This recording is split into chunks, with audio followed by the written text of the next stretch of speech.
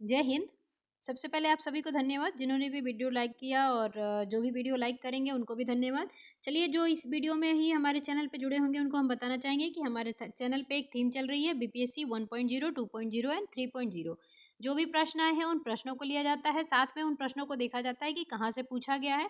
उसी बुक से क्या है सब्जेक्टिव करवा दी जाती है। साथ में ये भी किया जाता है कि उस टॉपिक से रिलेटेड अगर कोई भी ऑब्जेक्टिव किसी भी एग्जाम में आया है तो उस ऑब्जेक्टिव को जो है प्रैक्टिस के रूप में करवा दिया जाता है, ताकि प्रीवियस ईयर क्वेश्चन के साथ साथ प्रीवियस ईयर टॉपिक से भी अगर क्वेश्चंस आते हैं तो वो प्रश्न आप बनाने में सक्षम रहेंगे। तो चलिए, उसी तरह की आज एक वीडियो है। देखिए, 1857 की क्रांति जो है मैंने पढ़ाई है, लेकिन उसमें सिर्फ क्या किया है कि मैं वो क्वेश्चन देखी थी कि नवाब घोषित किया था उन्होंने अपने आप को, नाना साहब ने। तो वो चीजें जो थी सिर्फ कहाँ से पूछा गया था, वो पूछा गया था कि यानी कि सैनिक विद्रोही जो थे 1857 की क्रांति में, तो उनसे रिलेटेड था। तो उसमें मैंने पढ़ा दिया था। लेकिन देखिए क्या है कि बीपीएससी के एग्जाम में मैंने ये चीज नोटिस करी कि बार बार चीजें क्या हैं, जो अपने ये वीर कुंवर सिंह है और आपके जो कहा किसने प्रथम स्वतंत्रता संग्राम कहा था, किसने क्या कहा था, इस टाइप के क्वेश्चन जो है बार बार पूछे जा रहे हैं। तो मैंने सोचा कि वो वीडियो जो है उसमें तो क्वेश्चंस तो पूरे मैंने प्रैक्टिस करवा दिए हैं, लेकिन सब्जेक्टिव के रूप में क्या थोड़ा सा वो अधूरा दिख रहा था, तो मैंने सोचा है उसको पूरा कर देती हूँ। इसलिए मुझे लगा कि अभी जो वीर कुंवर सिंह है उनके बारे में आपको पढ़ा दिया जाए, और साथ में जो किसने किस इस आंदोलन को किस नाम से दिया था, क्या आपने बुक में कहा था, ये भी थोड़ा सा बता दिया जाए। तो चलिए आज का वीडियो स्टार्ट करते हैं और आपके सामने ये क्वेश्चन दिख रहे होंगे। जैसा कि देखिए, आपको 107 नंबर क्वेश्चन जो दिख रहा है ये सेट ए के क्वेश्चन हैं। सभी बीपीएससी में ही मतलब प्रीवियस ईयर क्वेश्चंस में ही पूछे गए क्वेश्चन हैं, ठीक है, ये टीचर के एग्जाम में। बाकी मैंने बीपीएससी जो आयोग एग्जाम लेती है बीपीएससी की, उसका भी मैंने क्वेश्चंस इसमें ले लिया है, ठीक है। तो चलिए, पहला जो 107 नंबर क्वेश्चन है वो क्या कह रहा है, 1857 की क्रांति भारतीय स्वतंत्रता का प्रथम युद्ध था। एक बार देखिए यहाँ पूछा गया है, फिर ये एक बार पूछा गया, फिर इसी चीज को क्या है फिर यहाँ पूछा गया कि 1857 के किसके द्वारा प्रथम स्वतंत्रता संग्राम कहा गया। तो ये चीज क्या है बार बार इंपॉर्टेंट हो रही है, बार बार एक ही क्वेश्चंस को पूछे जा रहे हैं। तो मेरे ख्याल से ये क्या है इंपॉर्टेंट हो जाता है, तो इसलिए मैंने सोचा ये चीजें आपको प्रोवाइड करवा दी जाए। अब देखेंगे ये वाली चीजें जो अपने वीर कुंवर सिंह हैं, इनके बारे में देखिए कितनी बार क्वेश्चन पूछे गए हैं। 1857 के विद्रोह को किसके द्वारा, पहली बार तो ये तो ऊपर वाला ही क्वेश्चन है, देखिए तीसरी बार ये पूछा गया। फिर 1857 किसने जगदीशपुर से विद्रोह का नेतृत्व किया, ये भी फिर क्वेश्चन पूछा गया है, ठीक है। ये बार बार जो है ना क्वेश्चंस रिपीट हो रहे हैं किसी अलग अलग एग्जाम में, सब बीपीएससी 1.0, 2.0 में इसे पूछे गए क्वेश्चन है। और 1857 की क्रांति से है ना क्वेश्चन आते ही आते हैं, तो आप एक बार 1857 की जो ऑब्जेक्टिव कराई है मैंने वो एक बार जरूर कर लीजिएगा, ठीक है। अब देखिए 68 नंबर क्वेश्चन भी फिर से वही पूछा है कि किसने बिहार का नेतृत्व किया था, ठीक है। फिर आपका ये क्वेश्चन 63 नंबर देखेंगे आप, इसमें भी फिर उसने वही क्वेश्चन पूछा है कुंवर सिंह के बारे में। फिर एक चीज पूछी गई है कि जो विक्टोरिया जी ने, जो वहाँ की रानी थी ब्रिटिश की, उन्होंने एक घोषणा जो है जारी किया था वो इलाहाबाद में, तो वो कब किया था, 1 नवंबर 1858 को ये भी किया गया था। तो ये चीजें भी क्वेश्चन पूछे गए हैं। मैंने देखा कि 1857 की क्रांति जो है ना आपके लिए बहुत इंपॉर्टेंट है, उसमें वीर कुंवर सिंह जो है बिहार के एग्जाम में बहुत ज्यादा इंपॉर्टेंस रखते हैं।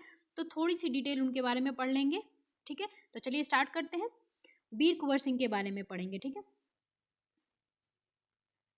आपने सुभद्रा कुमारी चौहान, तो ये बचपन से ही हम लोग पढ़ रहे होंगे, झांसी की रानी की जो कविता है, खूब लड़ी मर्दानी वो तो झांसी वाली रानी थी, वो तो किसके द्वारा लिखा गया है, वो सुभद्रा कुमारी चौहान के द्वारा लिखा गया है, ठीक है। इस कविता में ठाकुर कुंवर सिंह का नाम भी आया था, आपको कविता की पंक्तियां याद होंगी। अब देखिए उसी में कुंवर सिंह की भी जिक्र की गई है, तो वो कहाँ पे किया गया था, उनके कविता में यहाँ किया गया था। इस स्वतंत्रता महायज्ञ में कई वीर वर आए काम, नाना धुंधुपत, नाना जी का ओरिजिनल नाम क्या था, धुंधुपत, तांतिया चतुर अजीमुल्ला सरनाम, अहमद शाह मौलवी, ठाकुर कुंवर सिंह, ये जो देखिए यहीं पे इनका क्या किया है, इनके भी नाम का जो है जिक्र किया गया। ये सभी किसके नाम आ रहे हैं, ये 1857 के विद्रोही जो थे, मतलब स्वतंत्रता संग्राम के सेनानी थे, उनकी जो है ये नाम आ रहे हैं, ठीक है। उसके बाद सैनिक अभिराम, भारत के इतिहास गगन में अमर रहेगी जिनके नाम, तो इनके नाम आज भी हम लोग पढ़ रहे हैं, अभी भी पढ़ रहे हैं। 1857 की क्रांति को समय हो चुका है, फिर भी तो यही चीज उन्होंने कहा था कि अमर रहेगी उनके नाम है। और ये किसकी कविता है, झांसी की रानी वाली है, जो आपकी हेडिंग थी उनकी, जो मतलब क्या कहेंगे उसको, उनकी मतलब हेडिंग जिस नाम से उन्होंने ये कविता निकाली थी उसका नाम था झांसी की रानी। क्यों, क्योंकि हीरोज ने कहा था कि विद्रोहियों में अगर कोई पुरुष विद्रोह था भारतीय विद्रोहियों में तो वो थी झांसी की रानी, क्योंकि खूब लड़ी मर्दानी वो तो झांसी वाली रानी थी। चलिए यही चीज था। अब आगे देखते हैं, हमें वीर कुंवर सिंह के बारे में पढ़ना है तो इसमें वीर कुंवर सिंह के ही डिटेल दिया हुआ है। यहाँ स्वतंत्रता संग्राम के उसी वीर कुंवर सिंह के बारे में जानकारी दी जा रही है। सन 1857 में व्यापक सशस्त्र विद्रोह ने भारत में ब्रिटिश शासन की जड़ों को हिला दिया था। तो आपको पता ही है 1857 की क्रांति ने कहीं ना कहीं हिला दिया और विक्टोरिया जी को भारत आने पे मजबूर भी कर दिया। और आके उन्होंने क्या कहा कि ठीक है, हम तुम्हारे जो वो है, अब हम क्या करेंगे, ब्रिटिश ताज में मतलब इन सैनिकों से ले लिया गया वो शासन और ब्रिटिश के हाथों में दे दिया गया। तो कहीं ना कहीं मजबूर तो कर ही दिया था 1857 की क्रांति ने। और ये एक बीज बहुत अच्छा बो दिया था स्वतंत्रता पाने के लिए, जो बाद में बहुत काम आया था। ठीक है, भारत में ब्रिटिश शासन ने जिस दमन नीति का आरंभ किया उसके विरुद्ध विद्रोह शुरू हो गया था। अब बहुत सारे दमन हमने पीछे भी देख लिया है, 1857 की क्रांति में मैंने बताया है और उसे सबको पता भी होगा। ठीक है, और क्वेश्चंस में भी मिल जाएगा आपको। मार्च 1857 में बैरकपुर में अंग्रेजों के विरोध बगावत करने पर मंगल पांडे को 8 अप्रैल 1857 को फांसी दे दी गई थी। तो आपको ये भी याद रखना है कि मंगल पांडे को फांसी कब दी गई थी। उन्हें फांसी दी गई थी 8 अप्रैल 1857 को दी गई थी। दूसरी चीज ये याद रखना है आपको, 29 मार्च को उन्होंने, ये मार्च जो दिया है ना, तो 29 मार्च को उन्होंने क्या किया था, ह्यूसन और बाऊ को मार दिया था। मतलब दो कलकत्ता के अधिकारी थे, अंग्रेज अधिकारी, उनको क्या किया था, मार दिया था। कौन थे वो, ह्यूसन। ये किसके बारे में बात हो रही है, ये बात हो रही है मंगल पांडे, जिसको 1857 में प्रथम शहीद का दर्जा दिया गया। ठीक है, ह्यूसन एंड बाऊ को क्या किया था, उन्होंने 29 मार्च को जो है गोली से मार दी थी। तो इसीलिए उनको क्या 8 अप्रैल 1857 को उनको फांसी की सजा दे दी गई थी। ठीक है, और वैसे उन्होंने स्वीकार भी किया था कि हाँ मैंने उन्हें गोली मारी है। ठीक है, वैसे आप एक बुक देखेंगे किम ए बैगनर की। ठीक है, उन्होंने द ग्रेट फियर ऑफ 1857 की क्रांति, जो बुक के नाम है, चलिए मैं लिख ही देती हूँ, द ग्रेट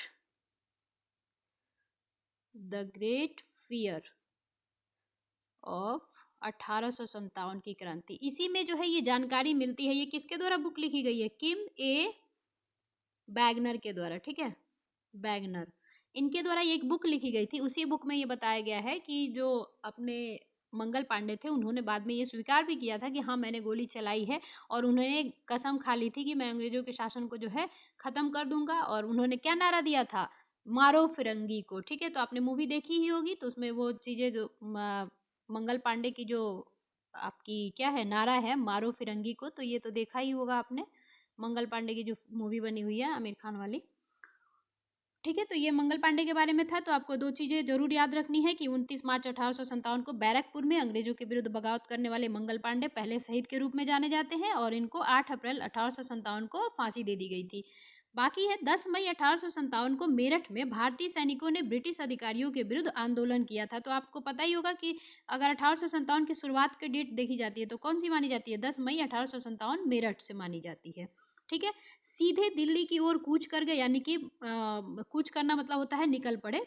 दिल्ली में तैनात सैनिकों के साथ मिलकर 11 मई को उन्होंने दिल्ली पर कब्जा कर लिया। तो याद रखिएगा कब कब्जा किया था इन्होंने, दिल्ली पर कब्जा किया सबसे पहले 11 मई को। और ध्यान रखिएगा अंग्रेजों ने भी सबसे पहले अगर वापस लिया था तो दिल्ली को ही ले लिया था। ठीक है, अब उसके बाद आता है अंतिम मुगल शासक बहादुर शाह जफर को भारत का शासक घोषित कर दिया गया। अब उस समय मुगल शासक जो अंतिम बहादुर शाह जफर 2 थे, उन्हीं का शासन चल रहा था। मुगल शासन में ये अंतिम बादशाह भी माने जाते हैं। तो इनको क्या किया गया, ये बूढ़े भी हो चुके थे, और इन्हीं को जाके क्या किया गया, बहादुर साहब को भारत का शासक घोषित कर दिया गया। इसीलिए पूछा जाता है अगर आपसे कि अखिल भारतीय नेता जो था 1857 की क्रांति में कौन था अखिल भारतीय नेता, तो ये थे बहादुर शाह जफर। ध्यान रखिएगा बहादुर शाह जफर में एक चीज याद रखिएगा कि इनकी जो शासन थी, अगर 1857 में अंतिम बादशाह मुगल बादशाह यही थे, तो इनकी खत्म कहानी कब हो जाती है, इनकी खत्म कहानी हो जाती है 1857 में। इनको रंगून भेज दिया जाता है और ये 1862 में क्या होती है, इनकी मृत्यु हो जाती है। और इन्हीं के लिए कहा जाता है कि 2 गज जमीन भी इनको नसीब नहीं हुआ, क्योंकि इनकी जो है वर्मा, जो अभी वर्मा में भेज दिया गया था, रंगून वर्मा में, तो उसी में क्या हुआ, इनकी मृत्यु हो गई और वहीं दफना दिया गया। तो इनको क्या कहा जाता है कि 2 गज जमीन भी बेचारे को नसीब नहीं हुई थी। और ये खुद भी एक शायर थे, जो बहादुर शाह जफर थे वो खुद भी एक शायर थे। ठीक है, तो ये याद रखिएगा कि इनकी समाप्ति कब हुई थी, मतलब शासन की। वैसे ये शासन स्टार्ट किए थे आपको 1837 में। ठीक है, 1837 से ये मुगल बादशाह में जो है बादशाह के रूप में रहे थे मुगल शासक के। तो ये 1837 से 1857 में। और एक चीज कॉमन देखिए क्या है कि इनकी जो जन्म हुई थी 57 में इनका शासन खत्म होता है, और इनका जन्म जो हुआ था आपको 1775, यानी कि जस्ट उसको उल्टा कर दीजिएगा तो इनका जन्म हुआ था, ठीक है। और इनकी मृत्यु कब हो गई थी? 1862 में। तो बहादुर शाह जफर के बारे में याद रखिएगा कि मुगल शाह के अंतिम बादशाह कौन था? बहादुर शाह जफर 2, ठीक है। तो इनको क्या, ये बूढ़े भी थे और इन्हीं को क्या किया गया, अखिल भारतीय नेता के रूप में घोषित कर दिया गया। और ये क्या हुए, फिर इन्होंने क्या किया, इन्होंने एक लेटर भी सबको जाहिर किया, जितने भी रियासत थे और प्रांत थे उस समय क्या जाने जाते थे, प्रांत और रियासत के नाम से जाने जाते थे। तो इन्होंने अपनी लेटर में यही लिख के कहा था कि मोहम्मद और महावीर दोनों से आग्रह करता हूँ कि इसमें जो है युद्ध में सभी एक साथ मिलकर, यानी हिंदू मुस्लिम सभी एक साथ मिलकर जो है साथ दें और अंग्रेजों को भगाने में हमारी मदद करें। उन्होंने सबसे ये रिक्वेस्ट भी करी थी। और ध्यान रखिएगा उन्होंने लेटर में यही लिखा था। तो ये एक हिंदू और मुस्लिम जो दोनों के लिए क्या होता है, ये एकता का दिखता है कि मोहम्मद और महावीर दोनों आए युद्ध में, ठीक है। कई महीनों तक आगे चलते हैं। कई महीनों तक उत्तरी और मध्य भारत के विस्तृत भूभाग पर विद्रोहियों का कब्जा रहा, ठीक है। दिल्ली के अतिरिक्त जहां अत्यधिक भीषण युद्ध हुआ वे केंद्र थे, कौन कौन से थे? कानपुर, लखनऊ, बरेली, बुंदेलखंड और आरा। आरा तो हम लोग जानेंगे ही, अभी डिटेल में पढ़ेंगे। इसके साथ ही देश के अन्य कई भागों में भी स्थानीय विद्रोह हुए। विद्रोह के मुख्य नेताओं में नाना साहेब, तात्या टोपे, बख्त खान, अजीमुल्ला खान, रानी लक्ष्मीबाई, बेगम हजरत महल, कुंवर सिंह, मौलवी अहमदुल्ला, बहादुर खान और राव तुलाराम थे, ठीक है। 1857 का आंदोलन स्वतंत्रता प्राप्ति की दिशा में एक दृढ़ कदम था, ठीक है। आगे चलकर जिस राष्ट्रीय एकता और आंदोलन की नींव पड़ी उसकी आधार भूमि को निर्मित करने में किसका काम रहा? 1857 की आंदोलन ने किया था। एक बीज बो के चला गया था कि आप जो है राष्ट्रीय एकता और आंदोलन की तरफ आगे बढ़ने में, मतलब एक इंस्पायरेशन मिलने लगा इससे। भारत में सांप्रदायिक सद्भावना को बढ़ाने की दिशा में भी इस आंदोलन का विशेष महत्व रहा था, ठीक है। उसके बाद है 1857 के आंदोलन में वीर कुंवर सिंह का नाम कई दृष्टियों से उल्लेखनीय है। कुंवर सिंह एक वयोवृद्ध व्यक्ति थे, ठीक है। उधर बहादुर शाह जफर भी 80 वर्ष के करीब हो गए थे, और ये जो अपने कुंवर सिंह थे वो भी क्या थे, एक वयोवृद्ध व्यक्ति थे। लेकिन ये बहादुर शाह जफर की तरह नहीं, इन्होंने अलग ही अपना नाम बनाया, अभी अभी आगे देखेंगे हम। शासन के खिलाफ बहादुरी के साथ युद्ध किया, ठीक है। वीर कुंवर सिंह के बचपन के बारे में बहुत अधिक जानकारी तो नहीं मिलती है। कहा जाता है कि कुंवर सिंह का जन्म बिहार के कहाँ हुआ था? शाहाबाद जिले में हुआ था, जो अभी कहाँ पड़ता है? जगदीशपुर में। तो याद रखिएगा कुंवर सिंह का जन्म बिहार के शाहाबाद जिले के जगदीशपुर में कब हुई? 1782 ईस्वी में हुआ था, ठीक है। इनका जन्म याद रखिएगा। बिहार के लिए परिप्रेक्ष्य से आप अगर पढ़ रहे हैं तो वीर कुंवर सिंह का जन्म शाहाबाद जिले जगदीशपुर में 1782 में हुआ था। उनके पिता का नाम था साहबजादा सिंह। अब ये कहाँ थे? शाहाबाद से जन्म लिए थे। उनका जो जिला का नाम था वो उनके पापा का नाम भी उसी से मिलता जुलता है, क्या है? साहबजादा सिंह, ठीक है। माता का नाम पंचरतन कुंवर था, मतलब उनकी मम्मी का नाम क्या था? पंचरतन कुंवर। उनके पिता साहबजादा सिंह जगदीशपुर रियासत के जमींदार थे। अब ये याद रखना है आपको, जगदीशपुर बार बार आएगा। तो उनके पिता कहाँ के रियासत के जमींदार थे? तो वो थे साहबजादा सिंह, जो थे जगदीशपुर के रियासत के जमींदार थे। तो कुंवर सिंह भी एक जमींदार ही थे, ठीक है। बाद में उनकी जमींदारी को जैसे बार बार उन लोगों ने, अंग्रेजों ने हस्तक्षेप किया था, इसलिए वो ये इस युद्ध में जो है शामिल हुए थे। परंतु उनको अपनी जमींदारी हासिल करने में बहुत संघर्ष करना पड़ा। पारिवारिक उलझनों के कारण कुंवर सिंह के पिता बचपन में उनकी ठीक से देखभाल नहीं कर सके। जगदीशपुर लौटने के बाद वे कुंवर सिंह की पढ़ाई लिखाई ठीक से व्यवस्था कर कर पाए। जब जगदीशपुर से लौटने के बाद कुंवर सिंह की पढ़ाई लिखाई जो है ठीक से होने लगी। कुंवर सिंह के पिता वीर होने के साथ साथ स्वाभिमानी एवं उदार स्वभाव के, उदार यानी कि दयामान थे, और स्वाभिमान तो समझते ही होंगे जिसके अंदर स्वाभिमान रहता है। तो वैसे थे उनके पिता, वीर भी थे एक तरह से। उनके व्यक्तित्व का प्रभाव क्या था? कुंवर सिंह पर भी पड़ रहा था। तो पापा को जैसे देखते हैं बच्चे, थोड़ा सा तो प्रभाव पड़ ही जाता है, तो वही उनको, उनके ऊपर भी जो है कुंवर सिंह पर भी इनका, उनके पिता का जो है प्रभाव पड़ा था। कुंवर सिंह की शिक्षा दीक्षा की व्यवस्था उनके पिता ने घर पर ही की। वहीं उन्होंने हिंदी, संस्कृत और फारसी सीखी। अब देखिए कुंवर सिंह जो है हिंदी और संस्कृत और साथ में फारसी भी सीखे थे। परंतु पढ़ने लिखने से अधिक मन घुड़सवारी, अब उनको जो है पढ़ने लिखने से ज्यादा मन किसमें लगता था? घुड़सवारी में, तलवारबाजी में और कुश्ती लड़ने में लगता था। यानी कि एक योद्धा की तरफ बनने में उनकी जो है रुचि ज्यादा थी। बाबू कुंवर सिंह ने अपने पिता की मृत्यु के बाद सन 1827 में अपनी रियासत की जिम्मेदारी संभाली। अब यहीं पे आपको एक चीज याद रखना है कि कुंवर सिंह ने अपनी जिम्मेदारी कब संभाली थी, यानी कि रियासत के ये जमींदार कब बने थे, ये 1827 में, ठीक है, जगदीशपुर के। तो ये भी याद रखना है। उन दिनों ब्रिटिश हुकूमत का अत्याचार चरम सीमा पर था। जब ये 1827 में इन्होंने अपनी रियासत की जिम्मेदारी संभाली तो मतलब कोइंसिडेंस कहिए कि उसी समय क्या था, उस समय ब्रिटिश हुकूमत का जो अत्याचार था वो पीक पॉइंट पे था, ठीक है।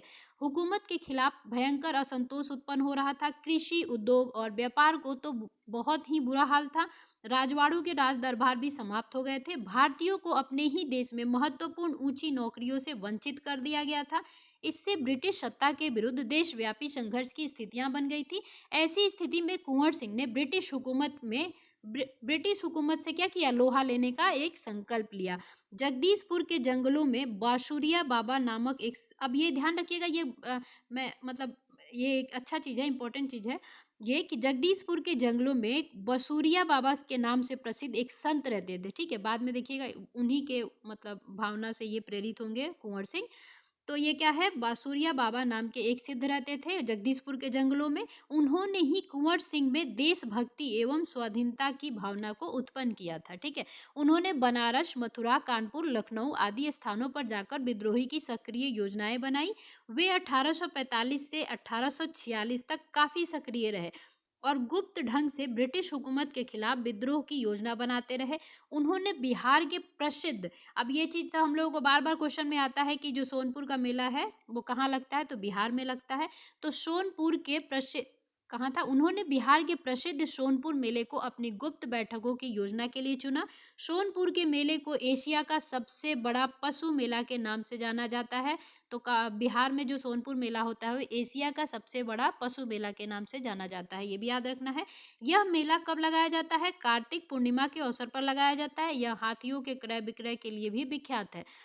ऐसी ऐतिहासिक मेले में उन दिनों स्वाधीनता के लिए लोग एकत्र होकर क्रांति के बारे में योजना बनाते थे। तो एक देखिए जैसे कि आपने देखा होगा कि तिलक ने आपका ये गणेश उत्सव क्यों मनाया था, इसीलिए कि ताकि एक जगह इकट्ठा होके हम लोग एक दूसरे के प्रति मिलके योजना बना पाएंगे। तो वैसे ही हमारे जो 1857 की क्रांति थी, तो बिहार में जो सोनपुर मेला था वो भी एक क्या था, सभी के मिलने का और ये योजना बनाने का एक केंद्र बन गया था, ठीक है।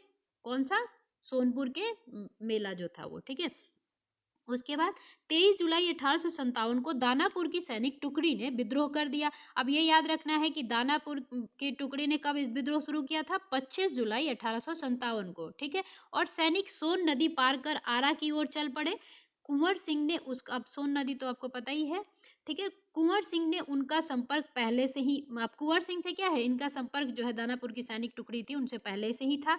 इस मुक्ति वाहिनी के सभी बागी सैनिकों ने कुंवर सिंह का जय घोष करते हुए अब क्या किए, वो लोग कुंवर सिंह की जय हो ऐसा करते हुए वो लोग क्या किए, पहुंचकर जेल की सलाखें भी तोड़ दिए और कैदियों को आजाद कर दिया। अब याद रखिएगा 27 जुलाई 1857 को कुंवर सिंह ने आरा पर विजय प्राप्त की थी। तो उन्होंने आरा पर विजय कब प्राप्त किया, 25 जुलाई को जो दानापुर की सैनिक वो टुकड़ी थी वो विद्रोह कर देती है और जेल तोड़ देती है। उसके बाद 2 दिन बाद क्या होता है, 27 जुलाई 1857 को कुंवर सिंह ने क्या किया, आरा पर विजय प्राप्त कर लिया। सिपाहियों ने उन्हें फौजी सलामी दी। यद्यपि कुंवर सिंह बूढ़े हो चले थे, परंतु वह, अब क्या, जब कोई भी जीत हो हासिल होती है तो सभी कोई उनके जयकार लगाते ही हैं और सलामी वगैरह देते ही हैं, तो वही हुआ।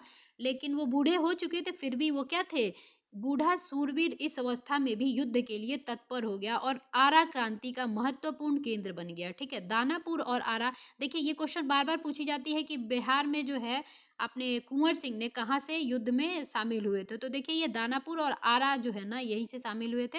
आरा की इस लड़ाई की ज्वाला बिहार में सर्वत्र व्याप्त हो गई, यानी सभी जगह व्याप्त रूप से फैल गई। लेकिन देसी सैनिकों ने देसी सैनिक जो थे ना उनमें अनुशासन की कमी थी।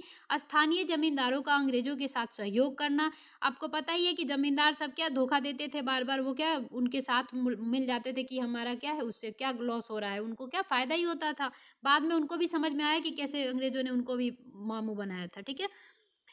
तो उसके बाद आधुनिकतम शास्त्रों की कमी के कारण अब हमारे पास क्या था, जो शस्त्र थे वो आधुनिक नहीं थे। हमारे यहाँ शस्त्र क्या चलते होंगे, हसिया चलते होंगे, कट्टा चलते होंगे, यही सब चलते होंगे। और उस समय जो गन वगैरह थे एडवांस से एडवांस टेक्नोलॉजी के, वो किसके पास थे, अंग्रेजों के पास थे, तो वो भी एक कमी थी।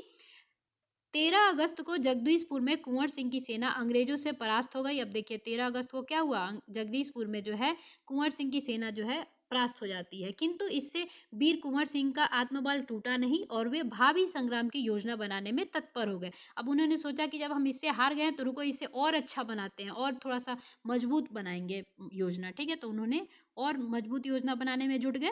वे क्रांति के अन्य संचालक नेताओं से मिलकर इस आजादी की लड़ाई को आगे बढ़ाना चाहते थे। अब उन्होंने देखा कि हमारे साथ कौन कौन खड़ा हो सकता है, तो वो चीजें इन्होंने की। कुंवर सिंह सासाराम के मिर्जापुर होते हुए रीवा, कालपी, कानपुर एवं लखनऊ तक गए। तो अब इन्होंने कहाँ कहाँ तक की सफर की, कुंवर सिंह ने सासाराम से मिर्जापुर होते हुए रीवा, कालपी, कानपुर और एवं लखनऊ तक गए थे। लखनऊ में शांति नहीं थी, इसलिए बाबू कुंवर सिंह ने आजमगढ़ की ओर प्रस्थान किया। तो ये आजमगढ़ की तरफ प्रस्थान कर जाते हैं। उन्होंने आजादी की इस आग को बराबर जलाए रखा। उनकी वीरता की कीर्ति पूरे उत्तर भारत में फैल गई। उत्तर भारत में फैलने का मतलब हमारा बिहार भी कहाँ पड़ता है, उत्तर भारत में ही पड़ता है। कुंवर सिंह की इस विजय यात्रा से अंग्रेजों के होश उड़ गए। अब उन्होंने क्या है, कुछ भी वो सेना तो फैला ही रखे थे, तो उनको पता चल जाता था कि कौन क्या एक्टिविटी कर रहा है। तो उनको क्या हुआ, अंग्रेजों को जो है होश उड़ने लगे कि ये बंदा जो है कुछ अच्छा कर रहा है, मतलब क्या है कि ये एक क्रांति फैलाने में मतलब सक्सेस हो रहे थे। तो कई स्थानों के सैनिक एवं राजा कुंवर सिंह की अधीनता में लड़े। अब फिर जगह जगह पे इनको लड़ना भी पड़ा होगा, फिल्मों में भी ऐसा ही होता है, वैसे ही हो रहा होगा। उनकी यह आज़ादी की यात्रा आगे बढ़ती रही, लोग शामिल होते गए। अब क्या ये बढ़ते गए, एक योजना लेके चल रहे थे, अंग्रेजों को भगाएंगे हम, अंग्रेजों के प्रति लड़ेंगे, तो लोग भी इनके प्रति जहां जहां ये जाते थे वहां से लोग शामिल होते जाते थे। इस प्रकार ग्वालियर जबलपुर के सैनिकों ने सहयोग सहयोग से सफल सैन्य रणनीति का प्रदर्शन करते हुए वे लखनऊ पहुंचे। अब उनका साथ इसमें कौन कौन दे रहा है, ग्वालियर के जो सैनिक थे वे और जबलपुर के सैनिक, ठीक है। ध्यान रखिएगा ग्वालियर के सिंधियों ने जो है ना अंग्रेजों की बहुत हेल्प करी थी। उसके बाद क्या है, सफल सैन्य रणनीति का प्रदर्शन करते हुए वे कहाँ पहुंचे, लखनऊ पहुंचते हैं। आजमगढ़ की ओर जाने का उनका उद्देश्य क्या था, इलाहाबाद एवं बनारस पर आक्रमण कर शत्रुओं को पराजित करना और अंततः जगदीशपुर पर अधिकार करना। अब क्या दिमाग में उनके यही चल रहा था कि हमको जगदीशपुर किसी तरह फिर से अपने अंडर में हासिल करना है, तो इसी के प्रति वो क्या एम मन में बैठा के और वो आगे बढ़ रहे थे, ठीक है। अंग्रेजों और कुंवर सिंह की सेना के बीच घमासान युद्ध हुआ।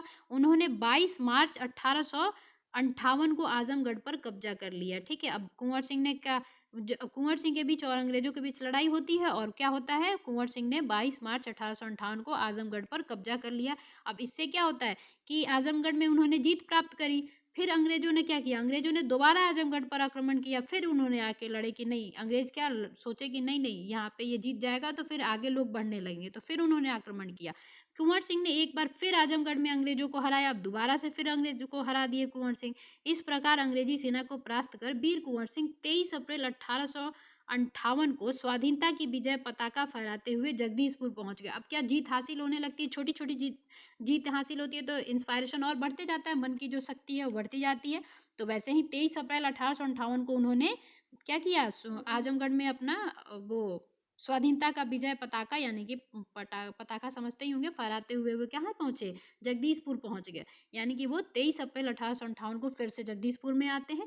किंतु इस बूढ़े शेर को बहुत अधिक दिनों तक इस विजय का आनंद लेने का सौभाग्य ना मिला। देखिए हमारे पास जो है ना बहुत सी कमियां थी, इसकी वजह से क्या हुआ, फिर उनको ये सौभाग्य जो है ज्यादा दिन तक एंजॉय नहीं कर पाए। इसी दिन विजय उत्सव मनाते हुए लोगों ने यूनियन जैक अंग्रेज का झंडा उतारकर अपना झंडा फहराया।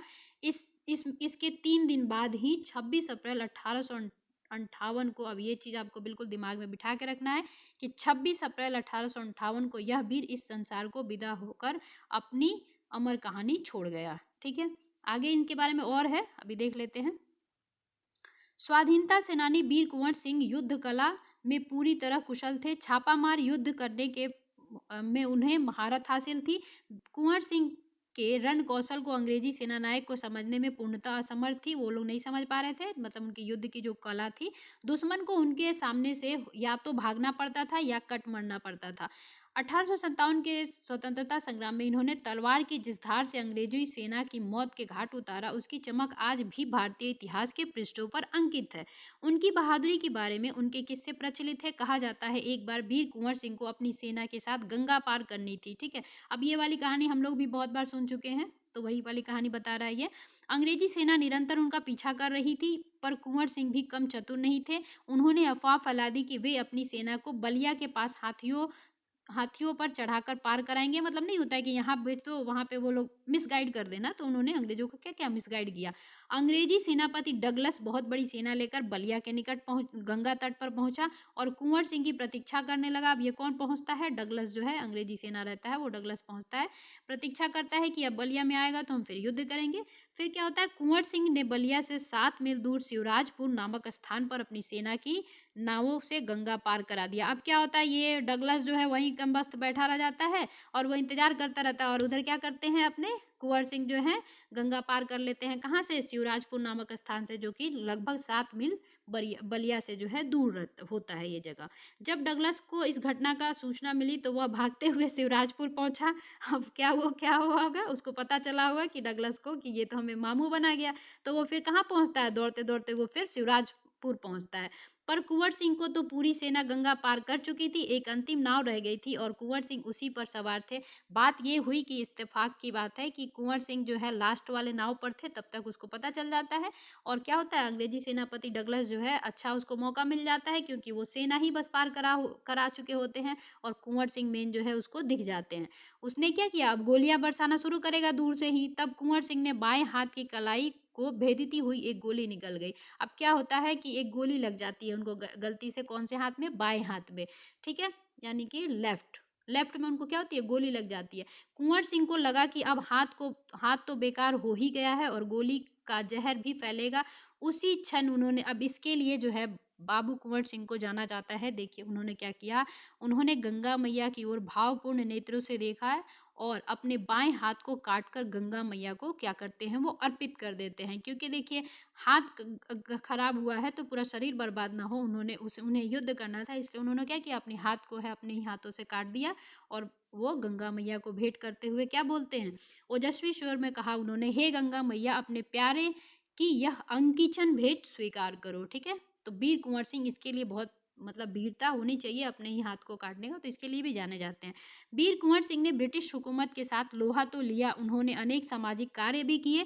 आरा जिला स्कूल के लिए जमीन दान में दी। अब याद रखिएगा, आरा जिला जो स्कूल है उसके लिए किसने जमींदार ने दान दिया था, तो वो अपने कुंवर सिंह जमींदार जो थे उन्होंने दान दिया था। उस स्कूल के भवन का निर्माण किया गया। कहा जाता है कि उनकी आर्थिक स्थिति बहुत अच्छी नहीं थी। अब वैसे कैसे, जब उन्होंने जिम्मेदारी संभाली तभी से क्या, अंग्रेजों का जो है, जो सताने का जो शोषण था वो पीक से पॉइंट पे था, तो उतना, मतलब उनकी स्थिति उतनी अच्छी नहीं होगी जितनी उनके पापा की रही होगी, बहुत अच्छी नहीं थी। फिर भी वे क्या करते थे, निर्धन व्यक्तियों की सहायता करते थे। उन्होंने अपने इलाके में अनेक सुविधाएं प्रदान की थी। उनमें से एक है आरा जगदीशपुर सड़क और आरा बलिया सड़क का निर्माण किसने करवाया था, आपने कुंवर सिंह ने करवाया था। उस समय जल की पूर्ति के लिए लोग कुएं खुदवाते थे और तालाब बनवाते थे, और वीर कुंवर सिंह ने भी अनेक कुएं खुदवाए और जलाशय भी बनवाया था। ठीक है, उसके बाद वीर कुंवर सिंह उदार एवं अत्यंत संवेदनशील व्यक्ति थे। इब्राहिम खां और किफायत हुसैन उनकी सेवा में उच्च पदों पर आसीन थे। तो अब ये चीज आपको याद रखनी है कि इब्राहिम खां और किफायत हुसैन नाम के जो सैनिक थे वो उनके में उच्च पदों पर जो है आसीन थे। तो याद रखिएगा, इब्राहिम खां और किफायत हुसैन। ठीक है, उनके यहाँ हिंदुओं और मुसलमानों के सभी त्योहार एक साथ मिलकर मनाए जाते थे। उन्होंने पाठशालाएं और मकतब भी बनवाए थे। बाबू कुंवर सिंह की लोकप्रियता इतनी थी कि बिहार के कई लोक भाषाओं में उनकी प्रशस्ति लोक गीतों के रूप में आज भी गाई जाती है। बिहार के प्रसिद्ध कवि मनोरंजन प्रसाद सिंह उनकी वीरता और शौर्य का वर्णन करते हुए लिखा है। अब याद रखिएगा, मनोरंजन प्रसाद सिंह जो है कुंवर सिंह की वीरता के बारे में जो है लिखे हैं, तो ये कभी भी पूछा जा सकता है, क्योंकि क्वेश्चन जो है बार बार रिपीट हो रहा है, तो कुछ नया भी करने की कोशिश की जा रही है। चला गया, अब इनके बारे में क्या उन्होंने, मनोरंजन प्रसाद सिंह ने लिखा है, चला गया वो कुंवर अमरपुर, साहस से सब अरिदल जीत, उसका चित्र देखकर अब भी दुश्मन होते हैं भयभीत, वीर प्रसवनी भूमि धन्य है वह, धन्य वीर वह धन्य अतीत, गाते थे और गावेंगे हम हरदम उसकी जय का गीत। स्वतंत्रता का सैनिक था, आजादी का दीवाना था, सब कहते हैं कुंवर सिंह भी बड़ा वीर मर्दाना था।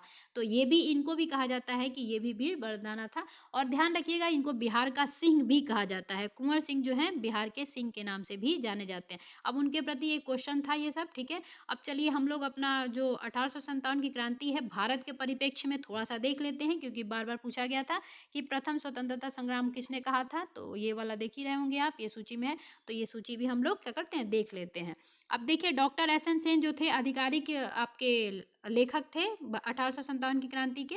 उन्होंने क्या कहा है, जो कुछ धर्म के लिए लड़ाई के रूप में प्रारंभ हुआ वह स्वतंत्रता संग्राम के रूप में समाप्त हो गया। तो इन्होंने कहीं ना कहीं सही ही कहा है। जब वो जो अपने मंगल पांडे थे, उन्होंने क्यों मना किया था, उन्होंने मना किया था तात्कालीन कारण यही बना था ना कि गाय और सुअर के चर्बी से जो है आपका वो एनफील्ड जो डाली गई थी बंदूक, उसको, उसके गोली को छीलना पड़ता था। तो इन्होंने कहीं ना कहीं यही सही कहा है कि जो कुछ धर्म के लिए लड़ाई के रूप में प्रारंभ हुआ वह स्वतंत्रता संग्राम के रूप में क्या हुआ, समाप्त हो गया। मैंने स्टार्टिंग धर्म के रूप में हुआ था, लेकिन बाद में क्या हुआ, सबको अपना स्वतंत्रता दिखने लगा कि मुझे भी स्वतंत्रता चाहिए। अब अशोक मेहता क्या कहते हैं, अशोक मेहता कहते हैं 1857 के विद्रोह का स्वरूप बिल्कुल राष्ट्रीय था, ठीक है। उसके बाद बी डी सावरकर क्या कहते हैं, 1857, जो बार बार पूछा जाता है, याद रखिएगा इसको, 1857 का विद्रोह एक सुनियोजित राष्ट्रीय स्वतंत्रता संग्राम था और प्रथम स्वतंत्रता संग्राम था, ठीक है, इन्होंने कहा था। आरसी मजूमदार क्या कहते हैं, ये इनको मजूमदार इनके नाम में है, तो याद रखिएगा कि मजबूरी में ये कह रहे हैं, फिर भी ना मान रहे हैं, ठीक है। इन्होंने कहा कि तथा कथित प्रथम राष्ट्रीय संग्राम ना तो प्रथम, ना ही राष्ट्रीय, ना ही स्वतंत्रता संग्राम था। इन्होंने सब में ना लगा दिया, ठीक है। उसके बाद सर जॉन लॉरेंस क्या कहते हैं, ये कहते हैं कि यह एक सिपाही विद्रोह था और ये आधिकारिक रूप में भी माना गया है कि यह जो है एक पूर्णतः सिपाही विद्रोह था। किसने कहा था, लॉरेंस ने कहा था। इसके नाम में लास्ट में स है और सैनिक विद्रोह इसने कहा था, ठीक है। बेंजामिन डिजराइल किसने क्या कहे थे, 1857 का विद्रोह एक राष्ट्रीय विद्रोह था, ठीक है, इन्होंने कहा था। उसके बाद पी रॉबर्टसन ने कहा था 1857 ईस्वी का विद्रोह केवल एक सैनिक विद्रोह था जिसका तात्कालिक कारण चर्बी युक्त कारतूस थे। जो कारतूस थे ना, उसको काटना पड़ता था, तो मंगल पांडे ने मना की थी। तो इन्होंने क्या कहा, रॉबर्टसन ने कहा था कि ये एक सैनिक विद्रोह था जिसका तात्कालिक कारण चर्बी युक्त कारतूस था। और ये सही में पूछा जाता है एग्जाम में कि तात्कालिक कारण क्या था, तो वो चर्बी युक्त कारतूस ही था, ठीक है। टी आर होम्स क्या कहते हैं, ये कहते हैं यह सभ्यता एवं बर्बरता का संघर्ष था। तो होम्स घर होता है और घर में बच्चे जो हैं सभ्यता और बर्बरता को सीखते हैं। तो इसे याद रखिएगा कि टी आर होम्स ने क्या कहा था, सभ्यता एवं बर्बरता का संघर्ष। उसके बाद डब्ल्यू टेलर और जेम्स आउटरम ने क्या कहा था, ये कहा था यह अंग्रेजों के विरुद्ध हिंदू मुसलमानों का क्या था, षड्यंत्र था, ठीक है। तो ये याद रखना है। और रीज जो नाम के जो मतलब इसमें नहीं है, रीज नाम के जो होंगे वो कहेंगे कि ये जो है धर्म के नाम, धर्म युद्ध था मतलब, ठीक है। तो उन्होंने धर्म के नाम पे दिया था उसको, याद रखिएगा। अब ये देख लेते हैं 1857 में किसने इलाहाबाद के आपातकालीन मुख्यालय बनाया था। तो कौन उस समय था, लॉर्ड कैनिंग था। तो उसी ने इलाहाबाद को जो है आपातकालीन मुख्यालय बनाया था। केंद्रीय संगठन की कमी तथा सुनियोजित रणनीति के अभाव में 1857 का जो विद्रोह है वो विफल रहा था। तो मेन रीजन यही बताया जाता है कि जैसे 30 मई को प्लान किया जाता है, 10 मई को ही युद्ध स्टार्ट हो जाता है। तो एक सुनियोजित रणनीति का अभाव दिखाई दिया। एक केंद्रीय संगठन ने तब एक अच्छा लीडर नहीं दिखाया, जहां देखो सब अपने लीडर बन रहे थे, जहां से जिसको प्रॉब्लम हो रहा था वहीं से खड़े हो जा रहे थे, यही चीज है। लखनऊ में 1857 की क्रांति का नेतृत्व किस महिला ने किया था, तो बेगम हजरत महल ने किया था। और ये बाद में कहाँ चली गई थी, नेपाल चली गई थी। और ध्यान रखिएगा नाना साहब भी है ना, उन्होंने भी लास्ट में क्या हुआ था, वो भी नेपाल चले गए थे। तो नाना साहब भी कहाँ गए थे, नेपाल चले गए थे, ठीक है। बेगम हजरत महल भी नेपाल चली गई थी। 1857 की स्वाधीनता संघर्ष के प्रमुख भूमिका निभाने वाली रानी लक्ष्मीबाई का जन्म कहाँ हुआ था, वाराणसी में हुआ था, और मणिकर्णिका के नाम से और मतलब जाना जाता था उनको। रानी लक्ष्मीबाई का अंतिम युद्ध किसने पराजित किया था, कैप्टन ह्यूरोज ने किया था। और इसी ने कहा था कि भारतीय विद्रोहियों में एक मर्द के रूप में कौन थी, रानी लक्ष्मीबाई। किसने कहा था, कैप्टन ह्यूरोज ने, क्योंकि वो उनसे लड़ा था और उनकी जो शक्ति बल थी उसको वो पहचानने में, अब जिससे वो लड़ेगा तो वो पहचान ही जाएगा। तो इसीलिए याद रखिएगा कैप्टन ह्यूरोज ने ही कहा था, ठीक है। असम में 1857 की क्रांति का नेता कौन था, दीवान मनीराम दत्त था, दत्त थे, ठीक है। फैजाबाद में विद्रोह कर रहे किस क्रांतिकारी को पकड़ने के लिए 50,000, तो देखिए मौलवी अहमदुल्ला शाह जो थे ना, ये फैजाबाद से जो है विद्रोह का नेतृत्व कर रहे थे और इनके लिए ये बहुत मतलब इनको डंका साहब क्या क्या नाम से भी जाना गया था। इनको 50,000 रुपये इनाम अंग्रेजों ने रखा था कि अगर इनको पकड़ लिया जाता है तो उसको 50,000 इनाम दिया जाएगा। कानपुर के विद्रोह का नेतृत्व कौन कर रहे थे? नाना साहब, जो धुंधुपत के इनका बचपन का नाम था। अपने सेनापति नियुक्त किया था किसको? तात्या टोपी, और तात्या टोपे को, जिनका बचपन का नाम या असली नाम था चंद्र पांडुरंग। किसका नाम था? ये तात्या टोपे का नाम था। ठीक है। धुंधुपत कौन था? नाना साहेब। और इन्होंने ही क्या किया था? अपने आप को पेशवा घोषित किया था। और जो आपके बहादुर शाह जफर है, उनके अंदर में जो है उन्होंने अपने आप को गवर्नर घोषित किया था। ठीक है। तात्या टोपे हो गया। 1857 के विद्रोह के दौरान मुगल बादशाह बहादुर शाह जफर ने किसे अपना सेनापति नियुक्त किया था? तो बख्त खां। कहीं ना कहीं देखिए, बहादुर शाह जफर जो है, उनके युद्ध में कोई खास योगदान नहीं रहा था, वो लीडर ही रहते। सब काम कौन किया था? बख्त खां किया था, जो उनका सेनापति था। ठीक है।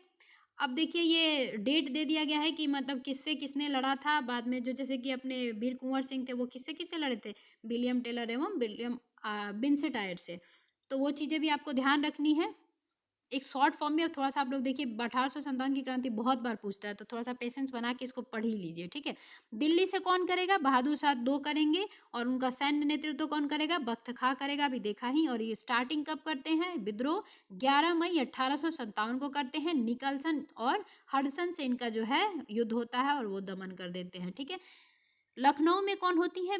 बेगम हजरत महल और बिरजिस कादिर के लिए जो वो लड़ रही होती हैं कि उनको नवाब घोषित किया जाए, तो वो कौन थी? तो वो दोनों जो मिलके कहाँ से विद्रोह करेंगे? लखनऊ से करेंगे और बाद में नेपाल चली जाएंगी। और ये कब स्टार्ट करती हैं विद्रोह को? 4 जून 1857 को। और दमन कौन करता है इनका? कालीन कैंपबेल। ठीक है। अब झांसी की रानी तो सबको पता होगा, रानी लक्ष्मीबाई। तात्या टोपे जो थे, मतलब तात्या टोपे उनको गुरु के रूप में मानती थी वो, रानी लक्ष्मीबाई। और झांसी ग्वालियर में, मतलब झांसी में जन्म हुआ और ग्वालियर में इनकी क्या होती है? मृत्यु हो जाती है। ठीक है। इनका मृत्यु होता है 18 जून को। 18 जून 1858 को जो है लक्ष्मीबाई की मृत्यु हो जाती है। और ये वीर गति को प्राप्त होती है। और इनकी जो समाधि है वो कहाँ है? ग्वालियर में ही है। ठीक है। और ये इन्होंने युद्ध कब छेड़ा था? इन्होंने स्टार्ट किया था युद्ध 4 जून 1857 को। 18 जून 1858 तक ये लड़ती हैं।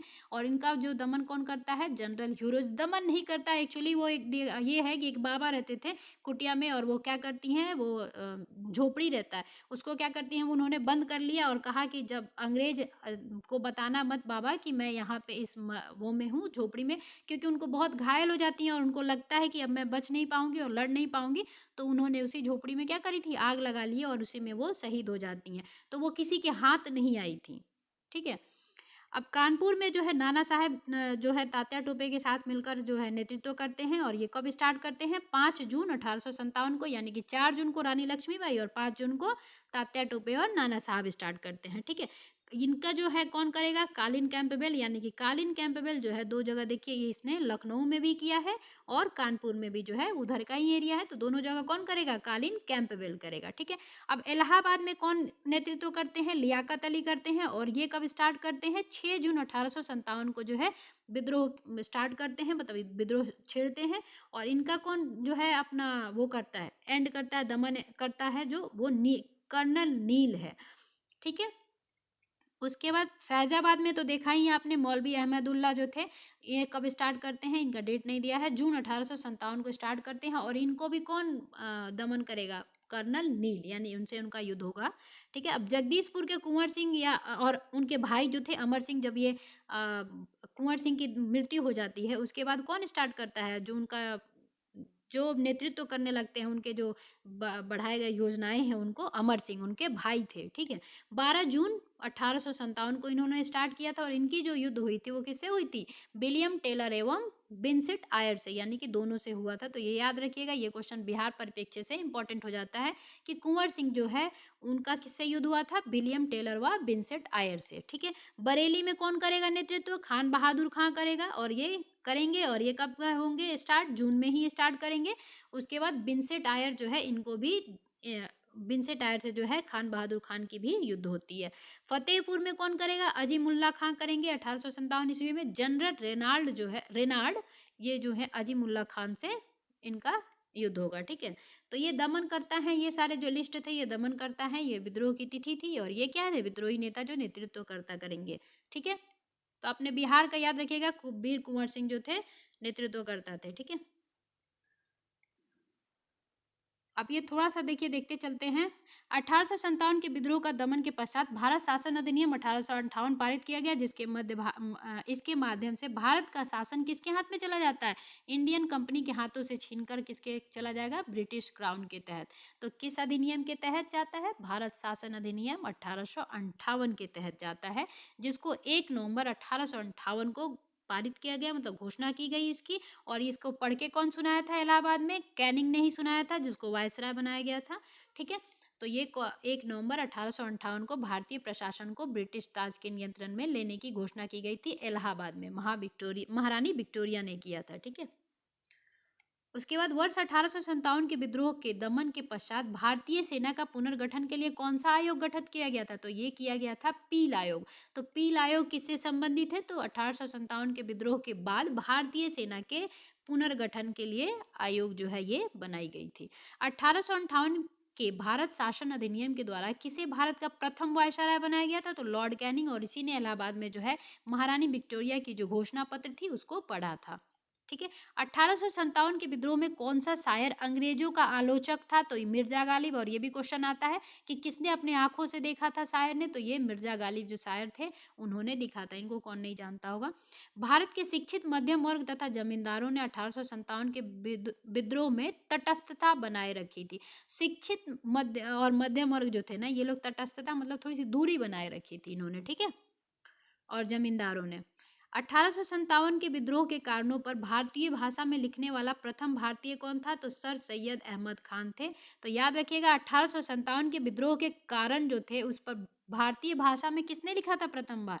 तो वो भारतीय थे सैयद अहमद खान। आगे है, वर्ष 1857 के विद्रोह में बिहार का नेतृत्व तो जगदीशपुर के कौन कर रहे थे? जमींदार कुंवर सिंह कर रहे थे। तो ये हमने देख ही लिया है।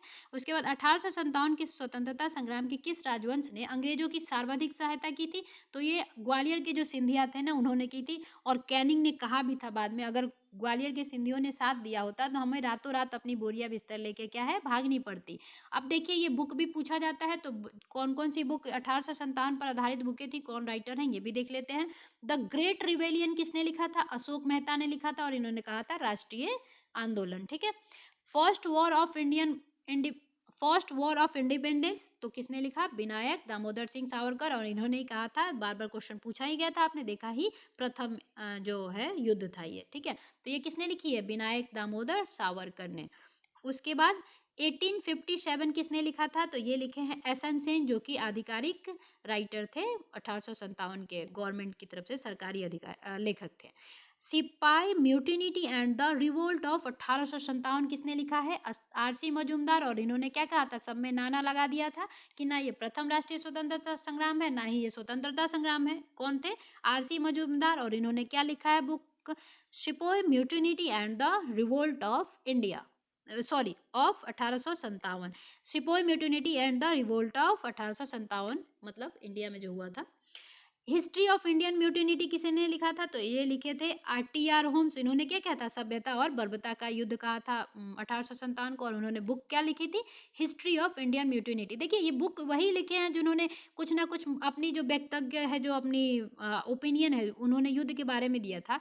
तो एक्चुअली क्या हुआ कि इन्होंने बुक जो लिखी ना, उसी में अपने इन्होंने ओपिनियन को जो है आप सबके सामने व्यक्त किया था। तो वही बुक भी इम्पोर्टेंट हो जाता है, और इन्होंने उस बुक में क्या कहा था ये भी इम्पोर्टेंट हो जाता है। तो उसे ही देखेंगे आप। हिस्ट्री ऑफ इंडियन म्यूटिनिटी कौन लिखता है? टी.आर. होम्स।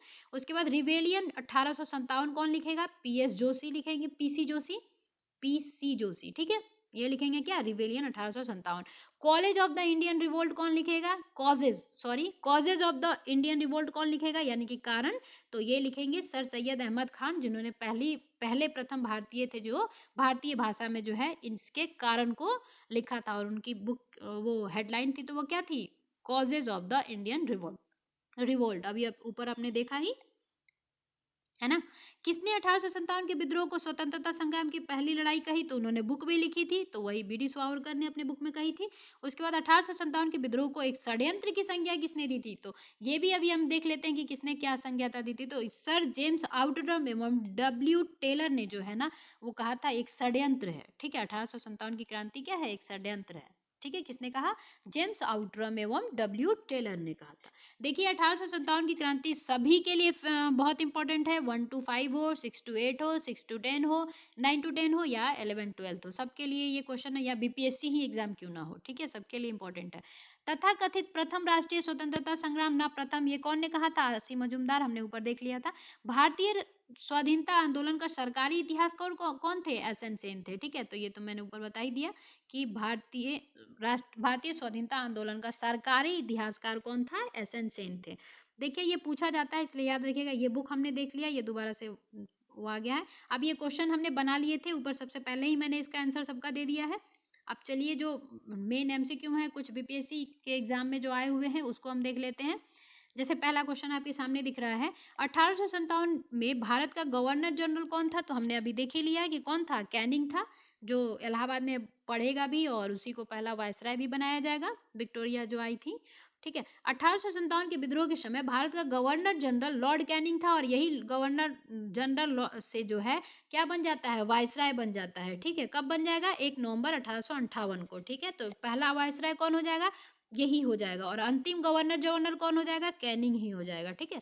और इसकी शासन जो कब तक रहेगी? डलहौजी जो है 1856 में चला जाता है हड़प नीति लगा के, उसके बाद कौन आ जाता है? 1856 से 58 के बीच में कौन आ जाते हैं? कैनिंग आ जाते हैं, ठीक है। लॉर्ड कैनिंग भारत में कंपनी द्वारा नियुक्त अंतिम गवर्नर जनरल तथा ब्रिटिश सम्राट के अधीन नियुक्त भारत का पहला वायसराय था, यही चीज लिखा है उसने। अगला क्वेश्चन है, अंग्रेजी भारतीय सेना ने चर्बी युक्त कारतूसों को चलने वाली एनफील्ड राइफल कब शामिल की थी? तो ये किया था आपको दिसंबर 1856 में किया था इन्होंने, ठीक है। दिसंबर 1856 में भारत सरकार ने पुराने लोहे वाली बंदूक की ब्राउन बेस, पहले जो पुराने लोहे की बंदूक होती थी ना, ब्राउन बेस कहते थे उसको, के स्थान पर नवीन एनफील्ड राइफल, यानी कि पूछा जाए क्वेश्चन में कि कौन सी बंदूक को शामिल किया गया था, तो नवीन एनफील्ड राइफल जो थी ना उसके प्रयोग में का निश्चय किया। इन राइफल में दमदम, अंचाला और सियालकोट से बने चर्बी युक्त कारतूसों का प्रयोग किया जाना था, ठीक है, जिसमें गाय और सुअर की चर्बी लगी होती थी। इस नई राइफल, इसमें चर्बी है, ठीक है। नई राइफल में कारतूस के ऊपर भाग को मुंह से काटना पड़ता था। देखिए वो जो गोलियां थी ना उसको चिपचिपा, मतलब कि कुछ चीजें लगा दी जाती थी इसलिए ताकि वो जो है ना जंक ना खाए, ठीक है। तो उसमें वो चर्बी युक्त जो उसके ऊपरी भाग पे जो परत चढ़ाई जाती थी वो किससे चढ़ाई जाती थी? वो गाय और सुअर के चर्बी युक्त से बनाया गया होता था, उसी के ऊपर से वो ढका जाता था ताकि वो जो गोलियां हैं वो बीज जंक ना खाएं, ठीक है। तो चिपचिपा टाइप से बनाया गया था। जनवरी 1857 में बंगाल सेना ने यह अफवाह फैला दी कि चर्बी वाले कारतूस में गाय और सुअर की चर्बी लगी है। अब देखिए गाय और चर्बी की ही सुअर क्यों वो किए गए थे, चुने गए थे? क्योंकि गाय, आपको पता है कि भारतीय जो हिंदू मतलब समुदाय है उसमें क्या होता है, गाय की पूजा की जाती है, तो उस चर्बी से लगे हुए युक्त चर्बी कारतूस को कोई छूना भी चाहेगा क्या? नहीं चाहेगा, क्योंकि आज हमारे भारत में धर्म और वो चीजों को लेके वोटिंग होती है, तो उस समय सोचिए धर्म का क्या मायने रखता होगा। तो उस समय कोई छूना नहीं चाहेगा, सब बगावत पे उतर जाएंगे। और मंगल पांडे खुद पंडित थे, तो पंडित आज भी धर्म को बहुत मानते हैं और तब भी मानते थे, तो ये चीजें जानती हैं। तो उसीलिए क्या हुआ, इन्होंने गाय की जो चीजें है ना, देखा कि हिंदुओं में क्या है, प्रचलित है कि गाय माता है हमारी, तो आज भी है हमारी गाय माता है, तो वैसे ही उस समय भी थी। तो ये अंग्रेजों ने उसका फूट डालो और शासन करो वाली नीति जो होता है ना अपनाने का कोशिश किया, और उन्होंने क्या किया, एक चर्बी में गाय का, और देखा कि मुस्लिम भी जो है भड़क जाए, तो उससे क्या किया उन्होंने, सुअर की जो चर्बी है उसको भी ऐड कर दिया। कहा जाता है कि उन्होंने क्या किया था, गाय और सुअर की जो हड्डियां होती है ना उसको पिसवा के, चुरवा के, मतलब महीन करवा के, मार्केट में जो आटा बिकता था उन आटों में मिलवा दिया था उन्होंने, ताकि सभी का धर्म जो है भ्रष्ट हो जाए और सब एक दूसरे से धर्म के नाम पे बस लड़ते रहे। और एडवर्ड नामक जो है अंग्रेज था एडवर्ड, ठीक है, एडवर्ड। तो ये क्या कहा था, हमारा भारत में अंतिम जो है मतलब अंतिम, मतलब क्या कहेंगे, अंतिम आकांक्षा कि हम भारतीयों को पूरी तरीके से जो है ईसाई धर्म में परिवर्तित कर दें। तो ये भी कहीं ना कहीं बाद में रीजन रहने लगा था, ठीक है। तो इसीलिए इन्होंने क्या किया था, गाय और सुअर की जो चर्बी है युक्त जो है उसमें रॉयल एनफील्ड के जो ऊपर कवर होता था उसमें इन्होंने लगवाया था, ठीक है।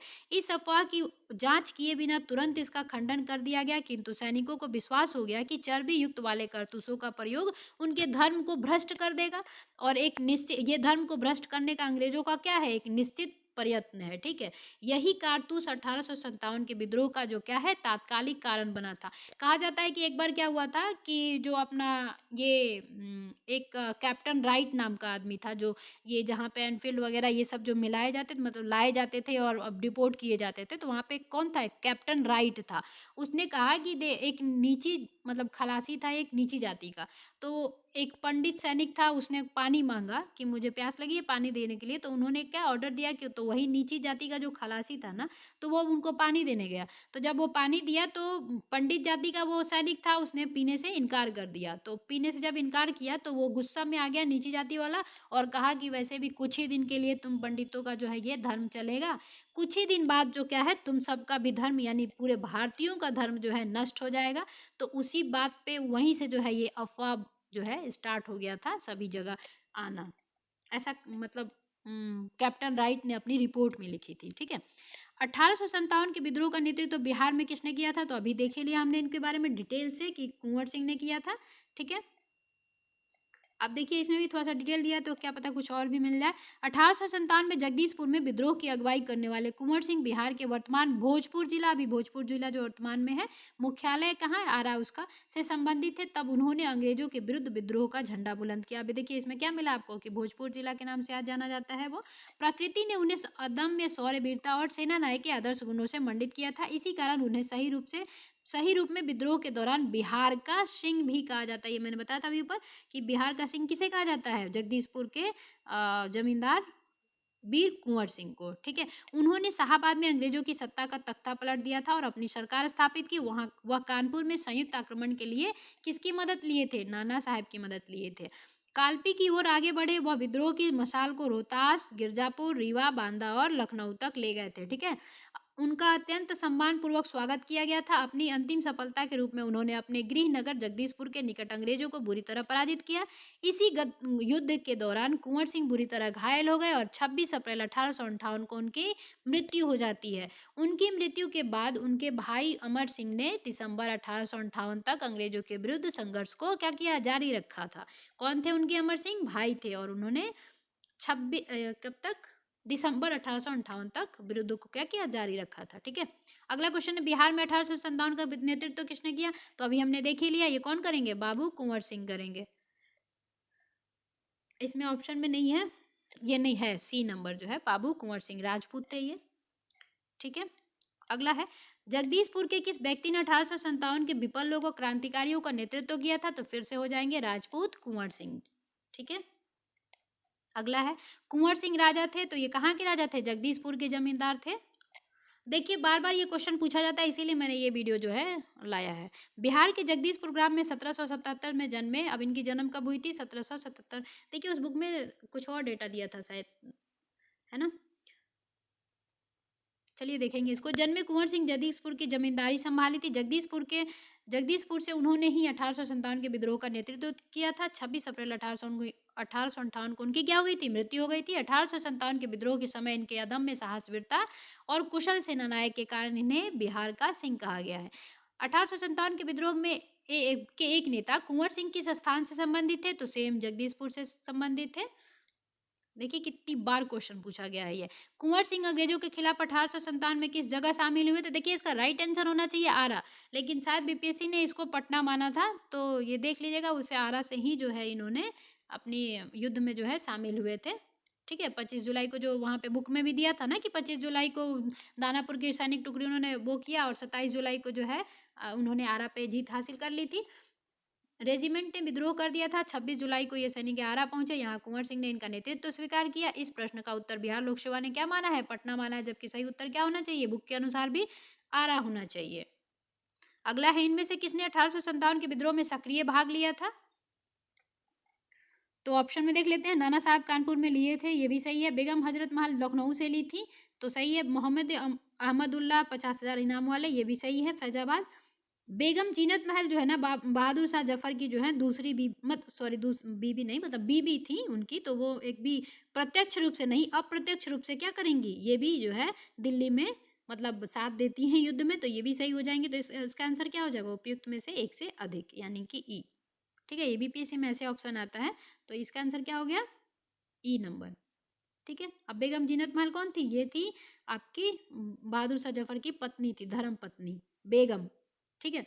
और इनको भी लखनऊ भेज दिया, वो रंगून भेज दिया गया था इनको भी।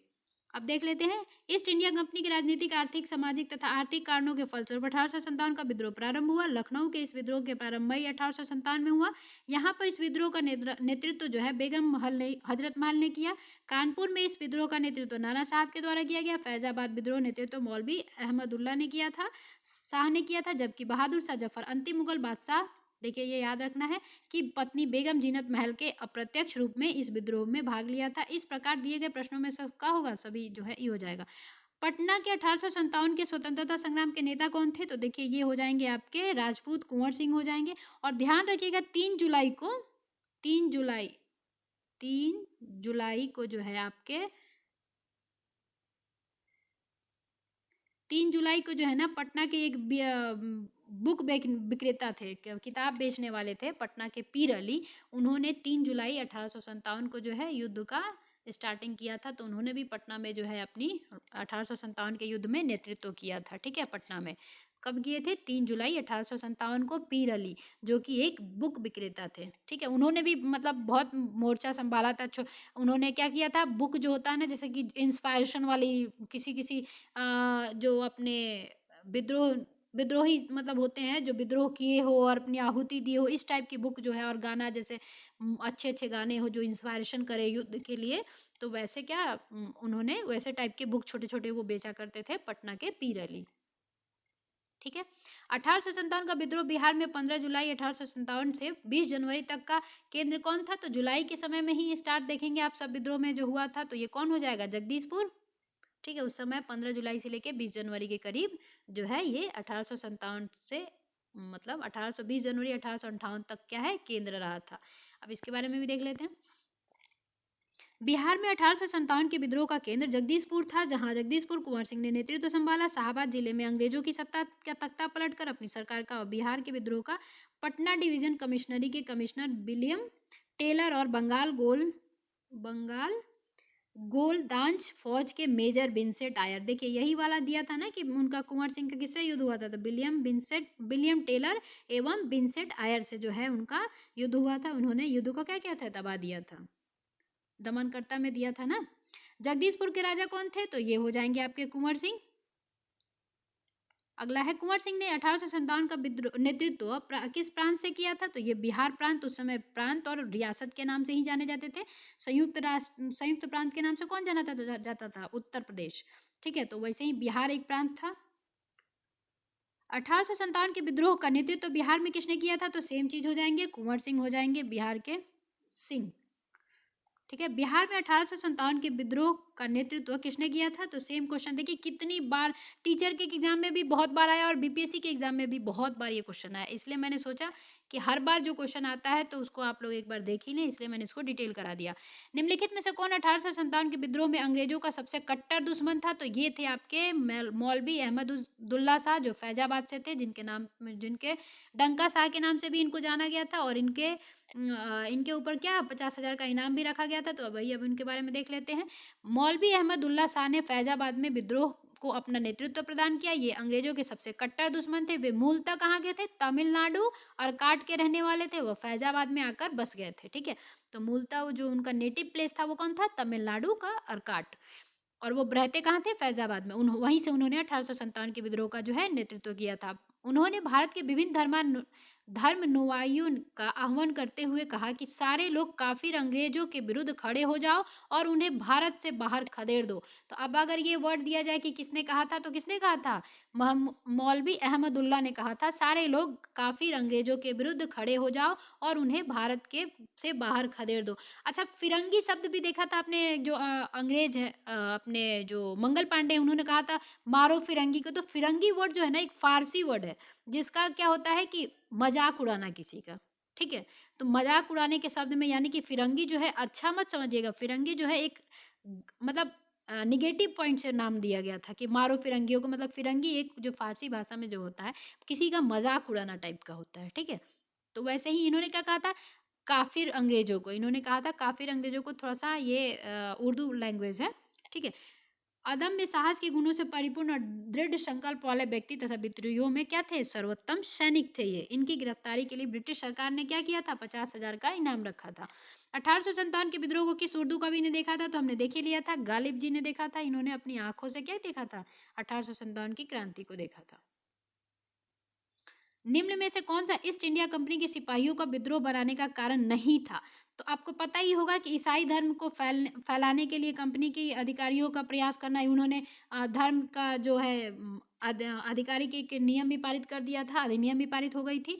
तो ये लोग क्या एडवर्ड ने कहा ही था कि हमारा अंतिम प्रयास जो है भारतीयों को पूरी तरह से ईसाई धर्म में फैला देना। तो इसके विरुद्ध भी इन्होंने लड़ाई की थी कि हमें भ्रष्ट नहीं करना, हमें जो धर्म है उसी में रहना है। फिर जहाज पर यात्रा का आदेश जो है ना सिपाहियों को दिया जाता था ना, तो वो क्या सोचते थे, उस समय समुद्र पार करना ना धर्म भ्रष्ट के बराबर माना जाता था, कि जो इंसान अगर समुद्र पार कर देगा ना, तो वो उसकी जो धर्म है वो भ्रष्ट हो जाती है। तो कोई भी समुद्र पार करना नहीं चाहता था, और ये लोग सिपाहियों को क्या है, समुद्र पार करवा के उस पार भिजवाते थे।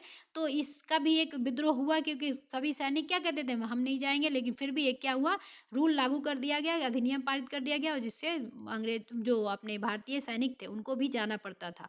ठीक है, तो ये जो चीजें है ना, आपको जहाज पर यात्रा करने से जो समुद्र यात्रा को एक धर्म भ्रष्ट के रूप में माना जाता था, तो ये भी कारण था। उसके बाद भत्ते की रोकथाम की, अब देखिए ऊंचे ऊंचे पदों पे भारतीय सैनिकों को नहीं बिठाया जाता था, ब्रिटिश सैनिकों को बिठाया जाता था। और उस समय क्या करते थे, भत्ते ये लोग देर से देते थे, मतलब बिल्कुल भेदभाव करते थे सैनिकों में, जो कि 1858 1 नवंबर को घोषित हुआ। उसमें कहा गया कि अब भेदभाव नहीं किया जाएगा। तो भेदभाव भी बहुत चरम सीमा पे की जाती थी भारतीय सैनिक और अंग्रेजी सैनिक में। ठीक है, तो ये भी एक कारण रहा था। अधिकारियों की अक्षमता नहीं थी, क्योंकि हमारे अधिकारी तो ऑलरेडी सक्षम थे और उनके भी तो अधिकारी सक्षम थे, इसमें कोई डाउट नहीं है। तो इसका आंसर क्या हो गया आपको, डी। ठीक है, आगे चलते हैं। ये देख लेते हैं, अंग्रेज अधिकारियों की अक्षमता ईस्ट इंडिया कंपनी की सिपाहियों का विद्रोही बनाने का कोई कारण नहीं था। इन्हें अधिकारियों की योग्यता के बल पर अंग्रेजी हुकूमत ने लगभग 90 वर्षों में पूरे भारत पर कब्जा कर लिया। 100 साल तक हमारे भारत पर राज्य किए थे ये लोग। इसके अतिरिक्त अन्य सभी कारण सिपाहियों को विद्रोही बनाने में सहायक थे। ठीक है, झांसी की रानी लक्ष्मीबाई का मृत्यु कहाँ हुआ था, तो ग्वालियर में ही हुआ था, और वहीं पे उनकी जो है समाधि है। मोहम्मद गौस की भी जो है ना समाधि वहीं पे है, ग्वालियर में। ठीक है, तो इनकी समाधि कहाँ हो जाएगी, रानी लक्ष्मीबाई की मृत्यु ग्वालियर में। और कब हुआ था, 18 जून 1858 को हुआ था। ठीक है, तो याद रखना है 1858 जून 18 जून 1858 को इनकी क्या हो जाती है, मृत्यु हो जाती है। और ग्वालियर में ही इनकी समाधि स्थापित कर दी जाती है, और वहीं पे मोहम्मद गौस की भी जो है समाधि है। नेक्स्ट क्वेश्चन है, निम्नलिखित वर्गों में किसने 1857 के विद्रोह में भाग नहीं लिया था। तो अभी हमने ऊपर देखा था कि जो खेतीहर मजदूर थे, तो ये तो लगान वगैरह से 30% से लेके 70% तक लगान चली गई थी, तो ये तो मजबूर थे ही, तो ये युद्ध में तो शामिल होंगे ही, तो ये शामिल थे। तो यहाँ पूछा नहीं लिया था भाग, तो कौन हो जाएगा, साहूकार क्यों भाग लेगा, क्योंकि उसको बेनिफिट हो ही रहा था, तो ये नहीं लेगा। तो यानी कि इसका जो है आंसर हो जाएगा साहूकार हो जाएगा, यानी कि दो जो है नहीं लेगा। कृषक तो लेंगे ही भाग, ठीक है, तो ये भी मतलब नहीं होंगे इस क्वेश्चन के अनुसार। और जमींदार भी भाग नहीं ले रहे थे, तो साहूकार और जमींदार जो है भाग नहीं लेंगे, तो इसका आंसर क्या हो जाएगा, इसका आंसर यहाँ पे ये जो है ना प्रिंट नहीं हुआ, तो इसका आंसर हो जाएगा 2 और 4, यानी कि साहूकार और जमींदार जो थे वो युद्ध में जो है 1857 की क्रांति से तटस्थता बनाए रखे थे, आपने थ्योरी में पढ़ा ही था। अब देख लेते हैं, 1857 का विद्रोह बहुत बड़े क्षेत्र में फैला हुआ था और इसे जनता का व्यापक समर्थन प्राप्त था, फिर भी पूरे देश या भारतीय समाज के सभी अंगों तक वर्गों का अपनी लपेट नहीं सका था। आप देखेंगे दक्षिण, हाँ जैसे दिया ही है, दक्षिण भारत या पूर्वी और पश्चिमी भारत के अधिकांश भागों में नहीं फैल सका था। तो याद रखिएगा, ये भी क्वेश्चन बनता है कि किस भाग तक जो है 1857 का विद्रोह पहुंच नहीं पाया था, तो वो था दक्षिण भारत और पूर्वी और पश्चिमी भारत। ठीक है, याद रखिएगा, भारतीय राजवाड़े के अधिकांश शासक तथा बड़े जमींदार पक्के स्वार्थी थे, अंग्रेजों की शक्ति से भयभीत थे और विद्रोह में शामिल नहीं हुए। इसके विपरीत ग्वालियर के सिंधिया, इंदौर के होलकर, हैदराबाद के निजाम, जोधपुर के राजा, भोपाल के नवाब, पटियाला पटियाला नामा और जिद, याद रखिएगा नामा जिद, और सिख शासक तथा पंजाब के दूसरे सरदार, कश्मीर के महाराजा तथा दूसरे अनेक सरदारों ने बड़ी जमींदारों ने विद्रोह को कुचलने में अंग्रेजों की सक्रिय सहायता की थी। भोपाल के नवाब लोग जो है ना, ये क्या करते थे, उनको जो है छुपाते थे, अंग्रेजों को जब आते थे ना अंग्रेज तो उनको छुपा लेते थे कि मतलब कोई भारतीय जो है उनको देख ना पाए। तो इन लोगों ने इस तरह से सहायता करी थी। ग्वालियर के सिंधिया ने भी और इंदौर के होलकर, सबसे ज्यादा ग्वालियर के सिंधियों ने जो है सहायता करी थी। इंदौर के होलकर, हैदराबाद के निजाम, इन लोगों ने क्या किया था, अंग्रेजों का सक्रिय रूप से सहायता करी थी। गवर्नर जनरल कैनिंग ने बाद में टिप्पणी की, देखिए अब यही टिप्पणी किया था कि इन शासकों ने तूफान के आगे बांध की तरह काम किया था, क्योंकि जब भारतीय सेना आते थे तो ये लोग क्या करते थे, छुपा लेते थे और बताते भी नहीं थे एड्रेस, ठीक है, कि हमने छुपाया। तो ये लोग क्या करते थे, एक बांध की तरह काम करते थे, वरना यह तूफान एक ही लहर में हमें बहा ले जाता। और अगर ये लोग नहीं साथ देते तो क्या होता, भारतीय जो थे अपने आते और लाठी जो भी था उससे मार मार के उनको मार ही देते अंग्रेजों को। तो कहीं ना कहीं इन्होंने साथ दिया था भारतीयों ने, ठीक है। महात्मा गांधी ने भी माना था कि भारतीयों के साथ अगर नहीं हुआ था तो 100 वर्ष जो है अंग्रेज जो है हमारे भारत पे राज नहीं करते, ठीक है। व्यापारी और शिक्षित वर्ग ने कलकत्ता और बंबई सभाएं में अंग्रेजों की सहायता की। अब जो शिक्षित वर्ग थे वो लोग भी सहायता थोड़ा सा कर रहे थे। मध्यम वर्गों के अधिकांश लोग विद्रोहियों के आलोचक थे। विद्रोह में शामिल अवध के बहुत से तालुकदार बड़े जमींदारों ने अंग्रेजों से यह आश्वासन पाकर कि उनकी जमींदारें जागीरें जो हैं वापस दे दी जाएंगी, उन्होंने क्या किया कि विद्रोह से किनारा कर लिया कि हमारा क्या जाता है, हमें तो मिल ही जाएगा तो हम छोड़ देते हैं। ऐसे लोग थे ये लोग, ठीक है। ग्रामीण जनता के हमलों का निशाना सूदखोर थे, इसलिए स्वाभाविक तौर पर विद्रोह के शत्रु बन गए। अधिक आधुनिक शिक्षा प्राप्त भारतीयों ने भी विद्रोह के साथ नहीं दिया, विद्रोह का साथ नहीं दिया था उन्होंने, जो उन्होंने आधुनिक मॉडर्न यानी कि पश्चिमी जो कल्चर थी उससे जो प्रभावित थे, ठीक है। शिक्षित भारतीय देश के पिछड़ापन समाप्त करना चाहते थे। उनके मन में यह गलत विश्वास भर गया था कि अंग्रेज जो है आधुनिकरण की ओर उनका काम जो है पूरा कर रहे हैं तो उनकी सहायता करना चाहिए। तो ये लोग क्या सोचते थे कि अंग्रेज जो है मॉडर्न है, आधुनिकरण है, तो हम इनका जो है साथ देंगे तो हमारा भारत भी क्या हो जाएगा, आधुनिकरण की तरफ अग्रसर हो जाएगा, मतलब बढ़ जाएगा। और ध्यान रखिएगा जैसे अवध है ना, तो अवध के बारे में कहा जाता है कि जब वो पील आयोग आया था तो उन्होंने अवध के सैनिकों को और उत्तर प्रदेश और बिहार के सैनिकों को जो है उन्होंने शामिल नहीं किया था पील आयोग में। क्यों? क्योंकि देखिए अवध और उत्तर प्रदेश और बिहार जो है ना, उत्तर प्रदेश में ही अवध पड़ता है, तो ये उत्तर प्रदेश और बिहार के जो सैनिक थे ना सबसे ज्यादा जो है अंग्रेजों को चने चबाने का काम किए थे। तो इसलिए जब पील आयोग आया ना बाद में, तो उसमें क्या किया गया, इन लोगों से जो है अंग्रेजों ने सैनिकों को अपना हायर नहीं किया था, मतलब अवध और बिहार के सैनिक जो थे ना उनको छाट दिया कि नहीं ये लोग क्या है, ये लोग ज्यादा मतलब हमारे विद्रोही हैं, तो उनको पील आयोग ने ज्यादा गोरखा रेजिमेंट और इन लोगों को जो है ज्यादा शामिल किया गया था, ठीक है। इन अवध और उत्तर प्रदेश से सैनिक को शामिल नहीं किया गया था, याद रखिएगा। वैसे अवध आया है तो अवध का जो अंतिम नवाब होगा वो कौन हो जाएगा, जिसको अंग्रेजों ने भगा दिया था, तो वो हो जाएंगे नवाब वाजिद अली शाह। याद रखिएगा अवध के लास्ट जो थे नवाब वाजिद अली खान, ठीक है, वाजिद अली शाह, अली खान या अली शाह थे, ठीक है। तो ये कौन हो जाएंगे, अवध के अंतिम नवाब कौन हो जाएंगे, नवाब वाजिद अली शाह जो थे अंतिम नवाब थे। और पहले नवाब कौन थे इसके, बुरहान मुल्क या सादत अली खान कहा जाता है, जो अवध के 1722 में जो है इसकी स्थापना किए थे। 1722 में अवध की स्थापना हुई थी, जो किसने किया था, सादत अली खान या बुरहान अली खान जो है उसकी स्थापना किए थे। और अवध को जो है ना 1857 की क्रांति के समय कहा गया कि बंगाल आर्मी का पौधशाला कहा गया, या सैनिकों की फैक्ट्री के रूप में भी अवध को जाना गया था। क्यों? क्योंकि सबसे ज्यादा 75% लगभग जो थे सैनिक 1857 के विद्रोह में अवध के जो है उन्होंने अपनी भूमिका निभाई थी, ध्यान रखिएगा, ठीक है। इसके बाद निम्नलिखित में से कौन सा कथन सही है, तो इसका जो है 1897 में दरभंगा और डुमराव जो अपना बिहार का बात बता रहा है, ये डुमराव और हटवा के महाराजों और उनके साथी जमींदारों ने आदमी तथा यानी कि जन और धन दोनों से क्या किया था, सहायता की थी अंग्रेजों की। तो ये जो स्टेटमेंट है ना ये सही हो जाएगा, ठीक है। और मुंगेर तक तो पहुंचा ही नहीं था, लेकिन दरभंगा वाले ये देखिए इन्होंने पैसे भी दिए और अपनी जो जन धन है मतलब आदमी से भी सहायता किया था, तो ये अंग्रेजों को कहीं ना कहीं सहायता मिल ही जाता था, ठीक। यहाँ देख लेते हैं तो उसका आंसर क्या हो गया था, ए।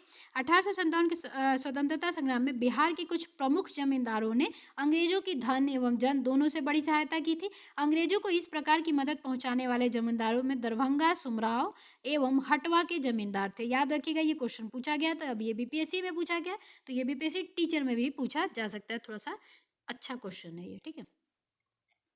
बार बार आता है यही कि ग्वालियर के सिंधियों ने भाग दिया था, तो थोड़ा सा इसमें भी अब पूछा जा सकता है। अब अगला है 1857 के विद्रोह के से बिहार का कौन सा भाग अप्रभावित रहा था? तो पटना और आरा तो आपने देखा ही, और दानापुर की सैनिक जो टुकड़ी थी वो मिली ही, और मुजफ्फरपुर उधर ही पड़ता है, तो मुजफ्फरपुर तो था ही। मुंगेर क्षेत्र जो है वो अप्रभावित रहा था, यानी कि इससे इसको कोई प्रभाव नहीं पड़ा था। ठीक है, तो इसका आंसर क्या हो जाएगा?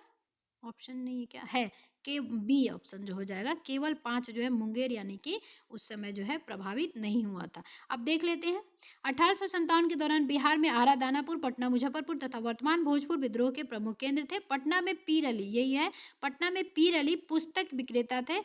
इनकी भी पुस्तक की विक्रेता जो थी ना, दुकान जो है, उनको अंग्रेजों ने देखा कि ये बार बार क्या करता है कि ऐसी बुक बेचता है जो उनको मतलब मोटिवेट करता है, तो इनकी दुकान जो है बंद करवा दी थी। तो इनने भी कहा कि हम भी अब शामिल होंगे युद्ध में। तो ठीक है, सबका पर्सनल एक मोटिव था कि हम युद्ध में क्यों शामिल होंगे। ठीक है, किसी का भी राष्ट्रीय देशभक्ति के प्रति एक जो प्रमुख जो कारण था ना, वो राष्ट्रीय देशभक्ति नहीं थी। ठीक है, बाद में धीरे धीरे सब में आने लगा था। विद्रोहियों का क्या क्या था, नेतृत्व किया था इन्होंने? पटना में पीर अली पुस्तक विक्रेता थे जिन्होंने विद्रोहियों का नेतृत्व किया था। 3 जुलाई को, याद रखिएगा। ग्रामीण जनता के बीच अंग्रेजी हुकूमत के विरुद्ध जो विद्रोही काम कर रहे थे, उन्होंने विद्रोही सिपाहियों का भी समर्थन किया था। अब ग्रामीण जनता में भी बहुत से लोग जो थे अंग्रेजों का क्या किए थे, मतलब सहायता करते थे। 1857 में विद्रोह लखनऊ से किसने नेतृत्व किया था? बेगम हजरत महल हो जाएंगी, यानी कि बेगम ऑफ अवध। ये क्या की थी इन्होंने? लखनऊ से किया था अपने बेटे को नवाब बनाने के लिए। लेकिन क्या हुआ कि वो नवाब बनाने से 1858 की जो हड़प नीति थी उसके थ्रू इनको नहीं बनाया गया, तो इन्होंने भी युद्ध में शामिल ले लिया। और बाद में ये क्या की थी, नेपाल चली गई थी अपने बच्चे के साथ।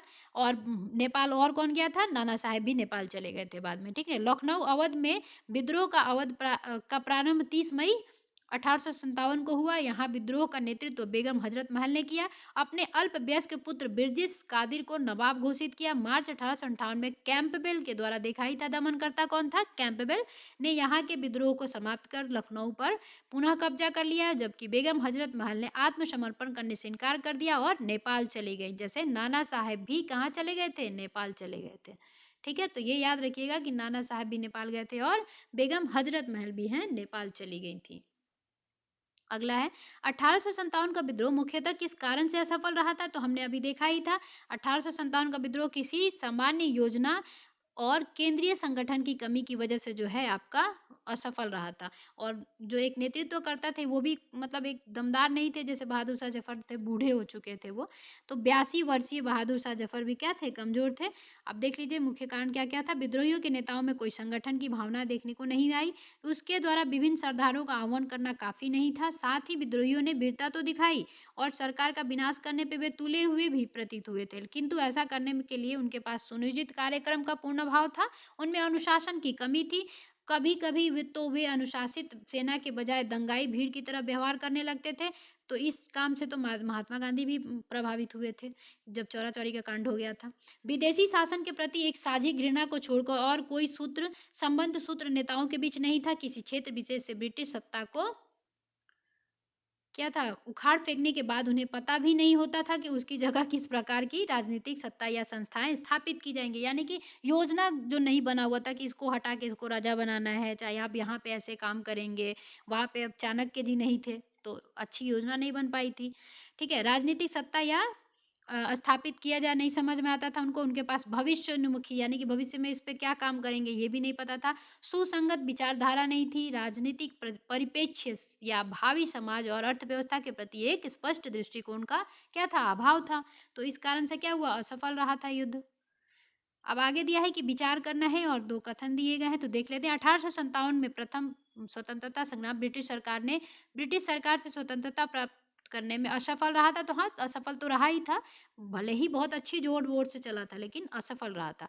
बहादुर शाह जफर के नेतृत्व को जन सहयोग नहीं मिला था और अधिकांश महत्वपूर्ण रियासतों के शासक उनका साथ देने से क्या किए थे, कतरा गए थे। तो ये भी सही है, तो कहीं ना कहीं ये कारण बना था, तो ये कारण और कथन क्या हो जाएगा, सही हो जाएगा। यानी कि इसका आंसर हो गया क और का, दोनों सही हैं और ये एक दूसरे का जो है स्पष्टीकरण भी करते हैं।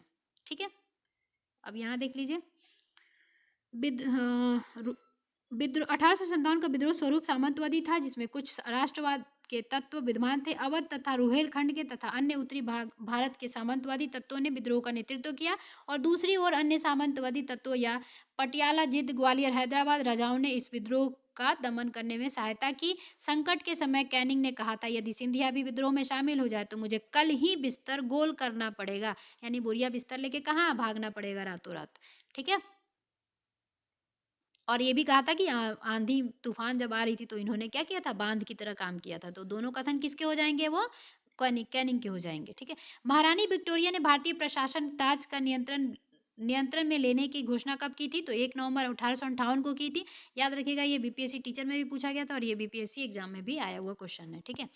1857 की क्रांति के दमन के पश्चात 1 नवंबर 1858 को महारानी विक्टोरिया ने भारतीय प्रशासन को ब्रिटिश ताज के नियंत्रण में लेने की घोषणा की। इस घोषणा के बाद भारत में कंपनी के शासन को समाप्त कर दिया गया। भारत को सीधे ब्रिटिश क्राउन के अधीन कर दिया गया। एक भारत मंत्री या सचिव तथा 15 सदस्यों वाली इंडियन काउंसिल की स्थापना की गई। इंडियन काउंसिल की स्थापना कितने किया गया था, एक मंत्री भारत मंत्री होगा और सचिव होगा, और या सचिव होगा, मतलब मंत्री या सचिव होगा, और 15 सदस्यों वाली इंडियन काउंसिल की जो क्या है स्थापना की गई। तत्कालीन गवर्नर जनरल को लॉर्ड कैनिंग को क्या किया गया, भारत का प्रथम वायसराय बना दिया गया। तो ये हमने देखा ही था, इलाहाबाद में ये सब घोषणा हुई थी। अगला क्वेश्चन है, 1857 के विद्रोह के बाद ब्रिटिश सरकार ने सिपाहियों का इन प्रांतों से चयन किया। तो अभी बताया मैंने, तो उन्होंने क्या किया था, गोरखा, सिख एवं पंजाबी उत्तर प्रांत से जो है अपने को, मतलब इन्होंने पील आयोग के थ्रू सिपाहियों का चयन किया था। उन्होंने उत्तर प्रदेश और बिहार के ब्राह्मण, इन लोगों से क्या किया, दूरी बना लिया, क्योंकि इन लोगों ने जो है 1857 की क्रांति में बहुत ज्यादा योगदान दिया था अपना, इसलिए इनको नहीं चुना गया था। ठीक है। और वैसे भी बंगाल भी बहुत अच्छा से निभाया था अपने युद्ध को। ठीक है। आगे देखते हैं। तो देखिए यही चीज दिया हुआ है यहाँ पे।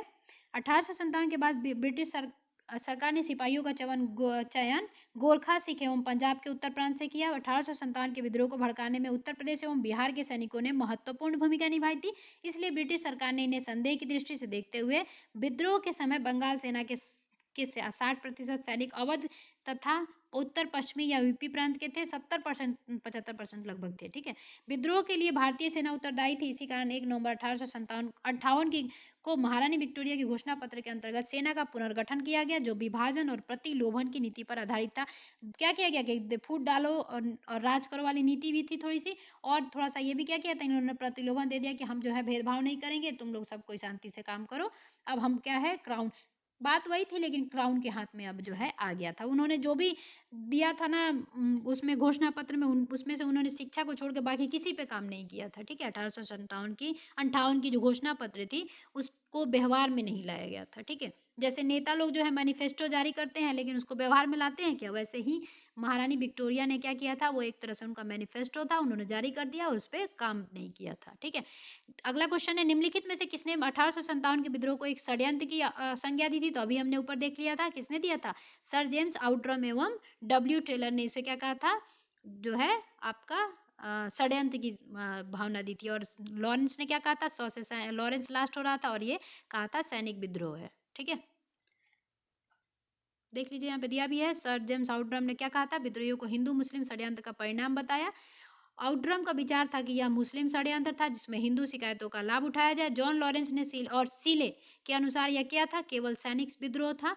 सीले भी हैं, एक नाम याद रखिएगा, तो उनके भी नाम में भी स है, और सैनिक विद्रोह कहा था उन्होंने। ठीक है। सर जॉन सीले के अनुसार 1857 एक पूर्णतः देशभक्त रहित, यानी कि देशभक्ति नहीं था, इसने बिल्कुल सही पहचाना था। ठीक है, जॉन सीले ने, और स्वार्थी सैनिक विद्रोह था जिसमें ना कोई स्थानीय नेतृत्व ही था और ना ही इसे सर्वाधारण का समर्थन प्राप्त था। तो कहीं ना कहीं इसने भारतीयों के जो है, जॉन सीले ने जो है एकदम स्पष्ट रूप से जो है अपना व्यक्त किया है, वो एकदम सही किया है। ठीक है, कि देशभक्त रहित था, सब स्वार्थी, वो अपने स्वार्थ को साधने आए थे। ठीक है। उनके अनुसार यह एक संस्थापित सरकार के विरुद्ध भारतीय सेना का विद्रोह था। ठीक है। उन्होंने भी क्या कहा कि ये भारतीय सेना के विरुद्ध था, जो जॉन सीले थे। ठीक है। अगला क्वेश्चन है, 1857 के विद्रोह को किसके द्वारा प्रथम भारतीय राष्ट्रीय संग्राम के रूप में देखा गया, तो ये हमने बहुत बार क्वेश्चन देख लिया। ठीक है, ये क्वेश्चन बीपीएससी टीचर में भी बहुत बार पूछा गया था। और इन्होंने क्या कहा था, सुनियोजित स्वतंत्रता या प्रथम भारतीय स्वतंत्रता संग्राम की जो है इन्होंने संज्ञा दी थी। ठीक है, अभी ऊपर देखा ही था हमने। देखिए जितनी प्रैक्टिस होगी आपको, जितनी बार याद हो जाए, एकदम जुबान पे बैठ जाए तो अच्छा ही है क्वेश्चन, ठीक है।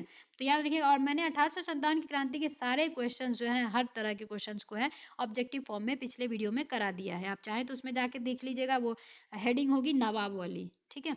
अगला क्वेश्चन है 1857 सॉरी, निम्नलिखित में से कौन सा आयोग 1857 के विद्रोह के दमन के बाद भारतीय फौज के 9 संगठन का था? तो पील आयोग हमने बता ही दिया था ऊपर में, ठीक है।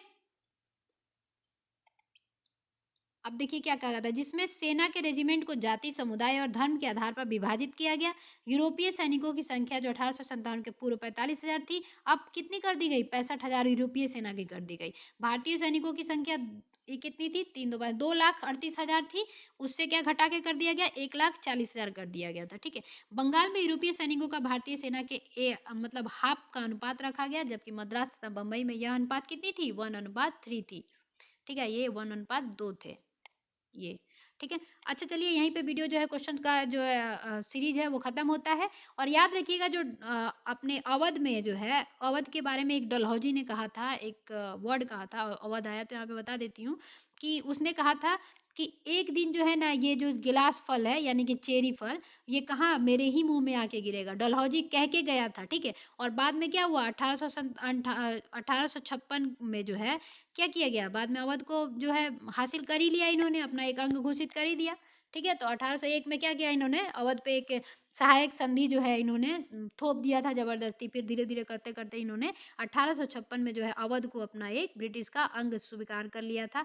और इसी के बारे में जो है आपको डलहौजी ने कहा था कि ये गिलास फल यानी कि चेरी फल जो है, ठीक है, चेरी फल जो है एक दिन आके मेरे ही मुंह में गिरेगा। और आखिर क्या हुआ? गिरा ही था उनके मुंह में, ठीक है। और विद्रोहियों में पुरुष मैंने बता ही दिया था आपको कि 1857 क्रांति में झांसी की रानी थी। और आपको अखिल भारतीय नेता के रूप में कौन जाने जाएंगे? बहादुर शाह जफर 2 जाने जाएंगे, ठीक है। तो ये चीजें याद रखिएगा, क्योंकि ये क्वेश्चन सब जो है बन जाता है कभी कभी, ठीक है।